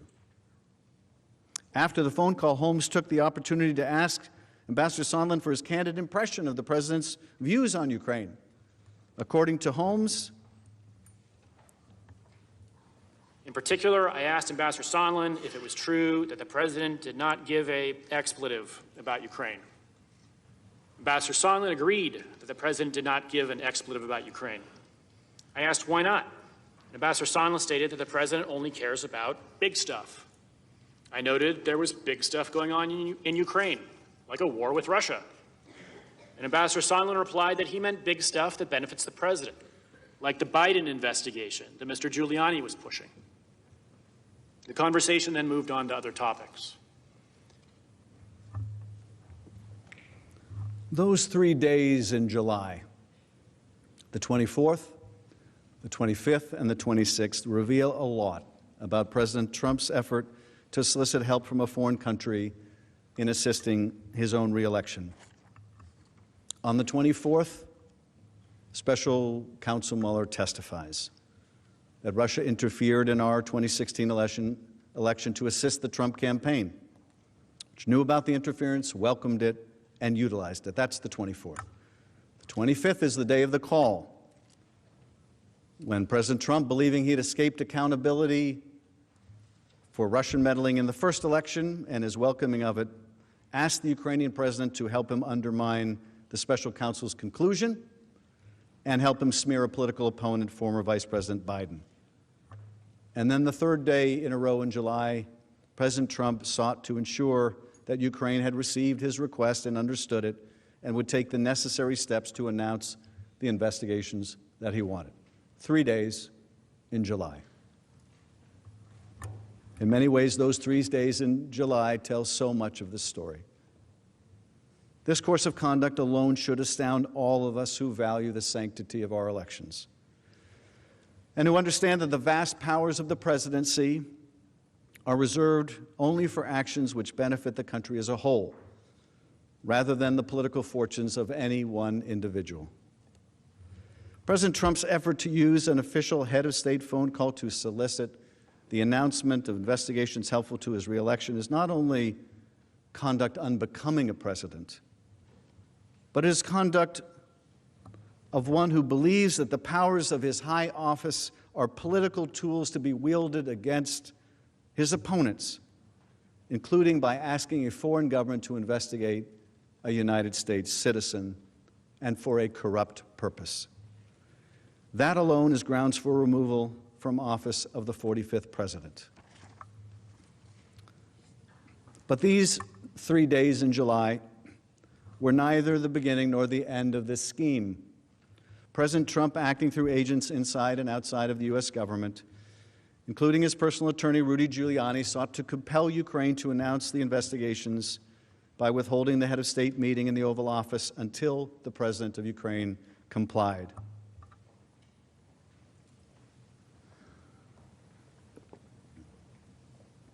Hosting an Oval Office meeting for a foreign leader is an official act available only to one person, the President of the United States. And it is an official act that President Trump had already offered to President Zelensky during their first phone call on April 21st and in a subsequent letter to the Ukrainian leader. Multiple witnesses testified about the importance of a White House meeting for Ukraine. For example, Deputy Assistant Secretary George Kent explained that a White House meeting was very important for Ukrainians to demonstrate the strength of their relationship with Ukraine's strongest supporter. Dr. Fiona Hill of the National Security Council explained a White House meeting would supply the new Ukrainian government with, quote, the legitimacy it needed, especially vis-a-vis the Russians, and that the Ukrainians viewed a White House meeting as a recognition of their legitimacy as a sovereign state. This White House meeting would also prove to be important for 3 hand-picked agents whom President Trump placed in charge of U.S.-Ukraine issues: Ambassador Sondland, Ambassador Volker, and Energy Secretary Rick Perry, the so-called 3 amigos. They hope to convince President Trump to hold an Oval Office meeting with Zelensky. During a meeting of the 3 amigos on May 23rd, President Trump told them that Ukraine had tried to take him down in 2016. He then directed them, talk to Rudy Giuliani about Ukraine. It was immediately clear that Giuliani, who was pursuing the discredited investigations in Ukraine on the president's behalf, was the key to unlocking an Oval Office meeting for President Zelensky. Giuliani by then had said publicly that he was actively pursuing investigations President Trump corruptly desired and planning a trip to Ukraine. Giuliani admitted, quote, "We're not meddling in an election, we're meddling in an investigation." On May 10, however, Giuliani canceled the trip to Ukraine to dig up dirt on former Vice President Biden and the 2016 conspiracy theory, just as President Zelensky won elections for the presidency and parliament. Faced with a choice between working with Giuliani to pursue an Oval Office meeting, understanding it meant taking part in a corrupt effort to secure the political investigations, or abandoning efforts to support our Ukrainian ally, the president's agents fell into line. They would pursue the White House meeting and explain to Ukraine that announcements of the investigations was the price of admission. As Ambassador Sondland made clear, I know that members of this committee frequently frame these complicated issues in the form of a simple question: was there a quid pro quo? As I testified previously, with regard to the requested White House call and the White House meeting, the answer is yes. This quid pro quo was negotiated between the president's agents, Rudy Giuliani, and Ukrainian officials throughout the summer of 2019 in numerous telephone calls, text messages, and meetings, including during a meeting hosted by then National Security Advisor John Bolton on July 10th. Near the end of that July 10th meeting, after the Ukrainians again raised the issue of a White House visit, Ambassador Sondland blurted out that there would be agreement for a White House meeting once the investigations began. At that point, Bolton immediately stiffened and abruptly ended the meeting. During a subsequent discussion that day, Sondland was even more explicit. Lieutenant Colonel Alex Vindman, a director for Europe and Ukraine on the National Security Council, testified that Sondland began to discuss the deliverable required to get the White House meeting, which Sondland specifically mentioned was investigation of the Bidens. This is again in that meeting in the White House with a Ukrainian delegation and an American delegation. Sondland explained in that meeting he had an agreement with Acting Chief of Staff Mick Mulvaney, whereby President Zelensky would be granted the Oval Office meeting if he went forward with the investigations. After the meeting, Vindman's supervisor, Dr. Hill, reported back to Bolton, who told her to tell John Eisenberg, the National Security Council legal advisor, that he was not part of whatever drug deal Sondland and Mulvaney are cooking up on this. She reported her concerns, as did Vindman. It remains unclear what action, if any, Bolton or Eisenberg took once they were made aware of Mulvaney and Sondland's drug deal. Both refused to testify in our inquiry. However, Dr. Hill testified that she understood that Mr. Eisenberg informed Mr. Cipollone of her concerns about the drug deal. If this body is serious about a fair trial, one that is fair to the President and to the American people, we again urge you to allow the House to call both Eisenberg and Bolton, as well as other key witnesses with firsthand knowledge who refuse to testify before the House on the orders of the President. Additional testimony and documents are particularly important because, according to Sondland, everyone was in the loop when it came to the President's self-serving effort. In part relying on email excerpts, Sondland explained that the President's senior aides and cabinet officials knew that the White House meeting was predicated on Ukraine's announcement of the investigations beneficial to the President's political campaign. Hill characterized the quid pro quo succinctly.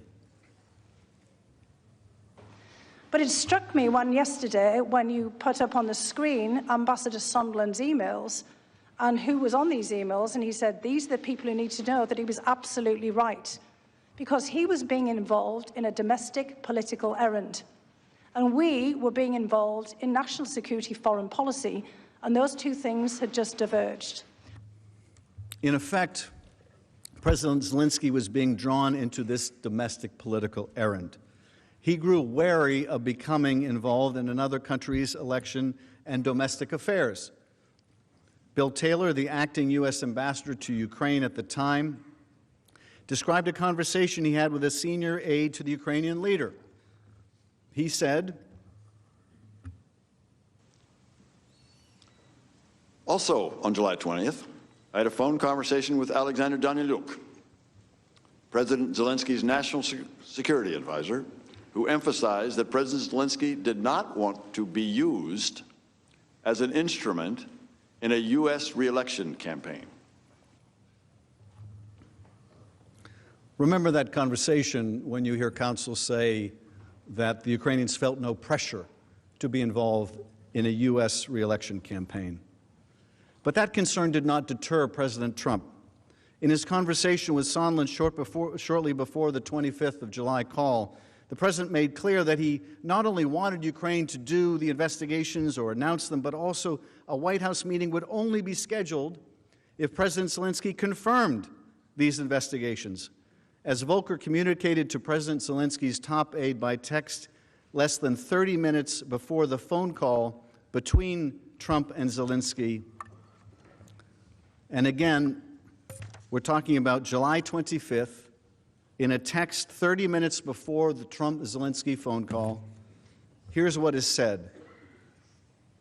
With Volker texting Andrei Yermak, a top aide to President Zelensky, "Good lunch. Thanks. Heard from White House. Assuming President Z convinces Trump he will investigate, quote, get to the bottom of what happened, unquote, in 2016, we will nail down date for visit to Washington. Good luck. See you tomorrow. Kurt." Well, those words couldn't be much clearer. Assuming President Z convinces Trump he will investigate, get to the bottom of what happened in 2016, we'll nail down the visit to Washington. That's a text 30 minutes before that call. Counsel for the President would like you to think this is just about that call. You don't get to look outside the four corners of that call. They don't want you to look at the months that went into preparing for that call or the months of pressure that followed it. But you can just look at, right now, What happened 30 minutes before that call? In this text message, heard from White House, assuming President Z convinces Trump he will investigate, get to the bottom of what happened in 2016. If you are wondering how it seemed that President Zelensky was aware of what he was going to be asked on that call, this is how you can tell. He was prepped. Of course he was prepped. And in fact, the missing reference in the call record to Burisma was a signal Colonel Vindman recognized that clearly he had been prepped for that call. Why else would the name of this particular energy company come up in that conversation? Well, President Zelensky clearly got the message. Toward the end of the call with President Trump, President Zelensky said, "I also want to thank you for your invitation to visit the United States, specifically Washington, D.C.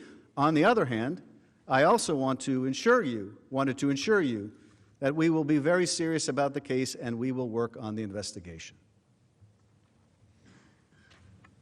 Thank you for the invitation.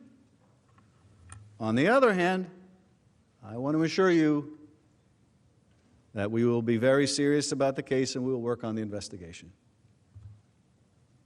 President Zelensky clearly understood the quid pro quo for the White House meeting on July 25th. But his reticence to be used as a political pawn kept President Trump from moving forward with a promise to schedule the meeting. And so, the president and his agents pressed on. In August, Giuliani met with a top Ukrainian aide and made it clear that Ukraine must issue a public statement announcing the investigations in order to get the White House meeting.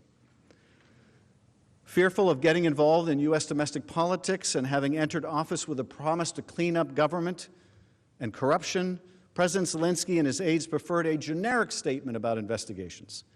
But Giuliani insisted, no, the statement must include 2 specific investigations that would benefit President Trump. Let's look at a comparison between the statement the Ukrainians preferred and the one that Giuliani required.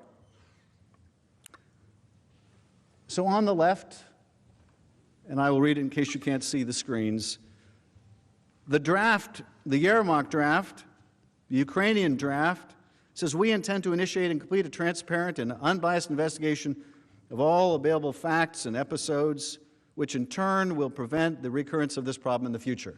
That's pretty generic. But here's the Giuliani-Volker-Sondland response. This is what had to be included. We intend to initiate and complete a transparent and unbiased investigation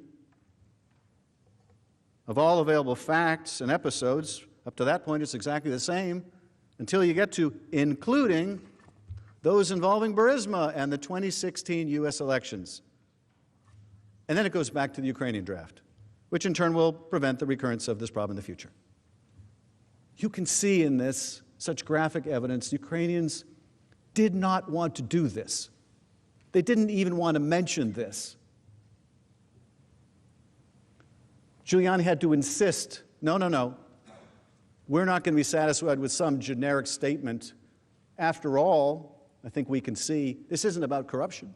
No, this isn't about announcing investigations to damage Biden and to promote this fiction about the last election. So here in these texts you see that Giuliani, Volker, and Sondland have added these references to Burisma, a thinly veiled reference to former Vice President Biden and the 2016 election. They wish to ensure the Ukrainians mentioned the sham investigations President Trump required. Now, the Ukrainians recoiled at the new statement, recognizing that releasing it would run directly counter to the anti-corruption platform that Zelensky campaigned on and would embroil them in U.S. election politics. As a result, Zelensky didn't get his White House meeting. He still hasn't gotten his White House meeting. Senators, witness testimony, text messages, emails, and the call record itself confirm a corrupt quid pro quo for the White House meeting, an official act available only to the President of the United States in exchange for the announcement of political investigations. The President and his allies have offered no explanation for this effort, except the president can abuse his office all he likes, and there's nothing you can do about it. Can't indict him, can't impeach him. That is because they cannot seriously dispute that President Trump corruptly used an official White House visit for a foreign leader to compel the Ukrainian president into helping him cheat in the next election. The White House meeting, of course, was not the only official act that President Trump conditioned on the announcement of investigations into Biden and the conspiracy theory meant to exonerate President Trump from Russians' interference on his behalf in the last election. In a far more draconian step, as we have discussed, the president withheld $391 million of military aid. Several weeks before this phone call with President Zelensky, but after Giuliani was already pressing Ukrainian officials to conduct the investigations his clients sought, President Trump ordered the hold on Ukraine's military aid. Significantly, this was after Congress had already been notified that most of it was prepared to be spent. Ukraine had met all of the critical conditions for anti-corruption and defense reforms in order to receive the funds. We conditioned the funds. They met the conditions. The funds were ready to go.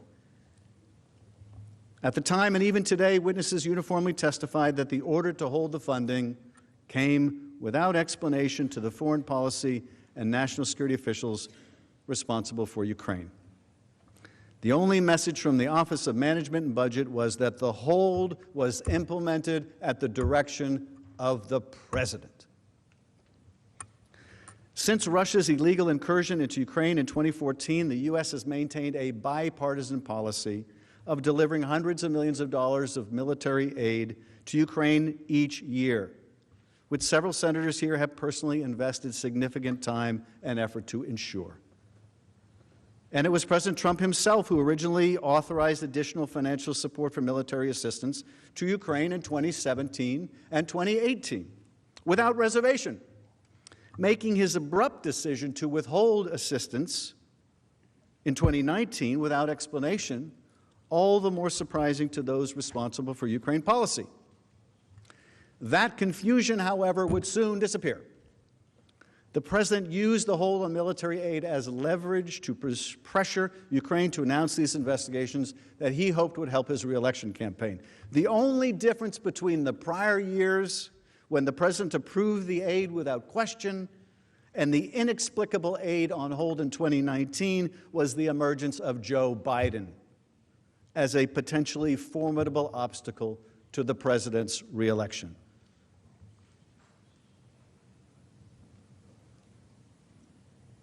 These funds that the president withheld, these funds, they don't just benefit Ukraine, they benefit the security of the United States by ensuring that Ukraine is equipped to defend its own borders against Russian aggression. As Ambassador Taylor noted in his deposition, the United States provides Ukraine with radar and weapons and sniper rifles, communication that save lives. It makes Ukrainians more effective. It might even shorten the war. That's what our hope is, to show the Ukrainians can defend themselves. And the Russians, in the end, will say, okay, we're going to stop. That's in our interest. This isn't just about Ukraine or its national security. It's about our national security. This isn't charity. It's about our defense as much as Ukraine's.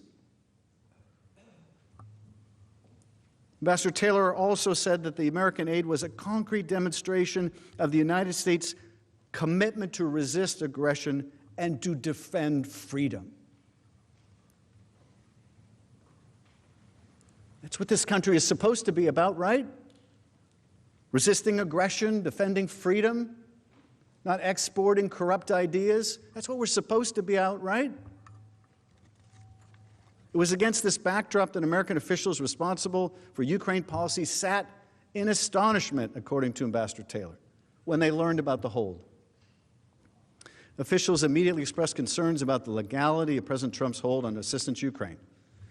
Their concerns were well warranted, as the Government Accountability Office, which was just last night poo-pooed by the President's Counsel. Well, that's just some institution of Congress, right? They're going to be just inherently biased, right? Well, they're a nonpartisan organization that both parties have come to rely upon. But I'm not surprised they don't like the conclusion of the GAO, because the Defense Department warned them that this was going to be the conclusion, and that conclusion was the hold on aid was not only wrong, it was not only immoral, it was also illegal. It violated the law, a law that we passed so that presidents could not refuse to spend money that we allocated for the defense of others and for ourselves. The Impoundment Control Act prevents the President and other government officials from unilaterally making funding decisions when Congress has made its intent clear.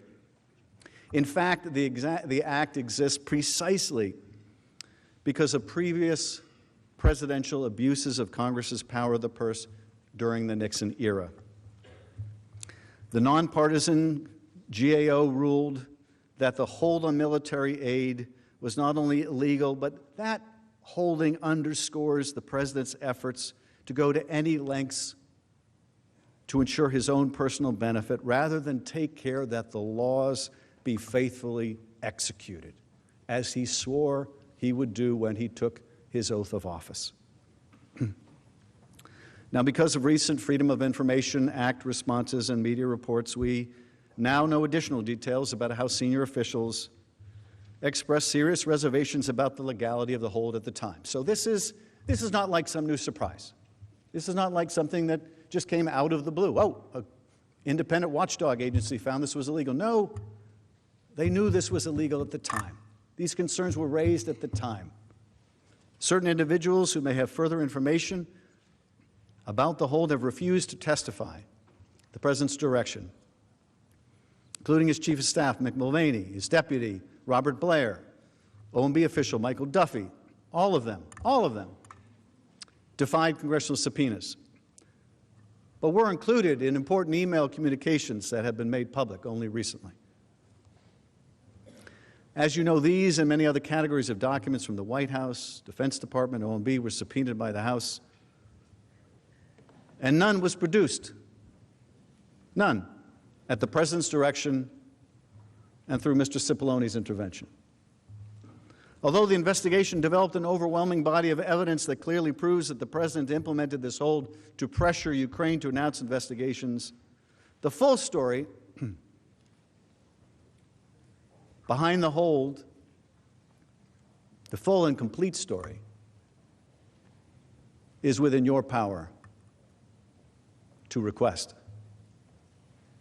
As you consider the evidence we present to you, ask yourselves whether the documents and witnesses that have been denied by the President's complete and unprecedented obstruction could shed more light on this critical topic. You may agree with the House managers that the evidence of the President's withholding of military aid to coerce Ukraine is already supported by overwhelming evidence, and no further insight is necessary to convict the President. But if the President's lawyers attempt to contest these or other factual matters, you are left with no choice but to demand to hear from each witness with firsthand knowledge. A fair trial requires nothing less. Let's look at some of the evidence that we gather notwithstanding this obstruction. First, the President withheld the aid without explanation and against the advice of his own agencies, cabinet officials, national security experts, including Secretary Pompeo, Secretary Esper, Ambassador Bolton, and others. Only Mick Mulvaney, a central figure in this effort, reportedly supported the hold, and he told us why. During a press briefing, Mulvaney personally acknowledged that the hold was ordered as part of a quid pro quo designed to get Ukraine to undertake the investigation President Trump sought. Second, the reason for the security assistance hold was undoubtedly on the President's mind during the telephone call with President Zelensky on July 25th. Near the beginning of their conversation, President Zelensky expresses gratitude for U.S. military assistance, noting the United States' quote, great support in the area of defense. Immediately after President Zelensky's reference to defense and military support, President Trump responded by saying, "I would like you to do us a favor, though, because our country has been through a lot, and Ukraine knows a lot about it." President Trump then proceeded to openly press Ukraine to conduct these investigations. Third, numerous officials were aware that President Trump was withholding the White House meeting until the Ukrainian president announced the investigations, that the president would ratchet up pressure on Ukraine to compel its action, stunned Ukraine experts like Ambassador Taylor, but followed logically for those engaged in the president's corrupt scheme. Fourth, by the end of August, there was still no explanation for the hold, despite ongoing efforts from numerous officials to persuade the president to release the money. And the leverage of the White House meeting had not succeeded in coercing Ukraine to announce the investigations, providing the president and his agents every reason to use the most aggressive lever of influence, hundreds of millions of dollars of military support, to compel Ukraine to act. If they didn't feel pressure, they would have done it. They would have done it. But of course they did. Imagine if this country were dependent on a more powerful country for our defense. Imagine we were at war. Imagine we were waiting for weapons to defend ourselves. Something our framers could have understood. Imagine that we found ourselves in those circumstances, and much to our astonishment, we couldn't even get a meeting with our ally.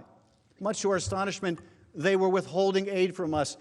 You think we'd feel pressure? Of course we would. The framers had common sense, and so must we. Are we to accept, well, the president said there was no quid pro quo? I guess that closes the case. In every courtroom in America, jurors, and I know you're not just jurors, I read the Clinton trial, you're jurors and judges. Jurors all over America are told you don't leave your common sense at the door. Well, we don't have to leave our common sense at the door here, too. 2 + 2 = 4. The aid is withheld. You're asking for it. We're asking for it. His own aides are asking for it. No one can get an explanation. Ukrainians can't get an explanation.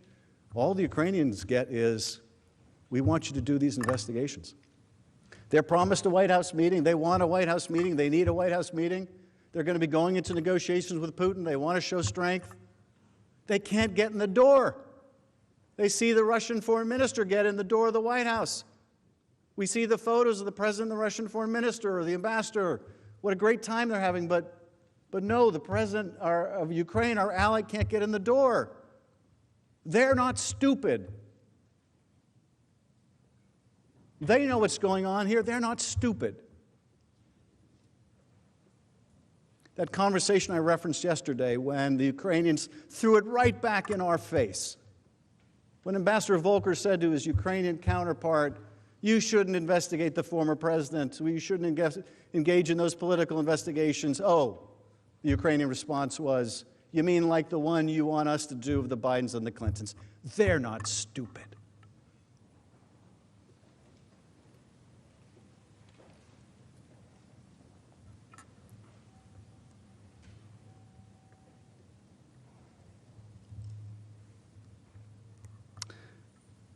By the end of August, there was still no explanation for the hold, despite efforts by numerous people to seek the release of the funding.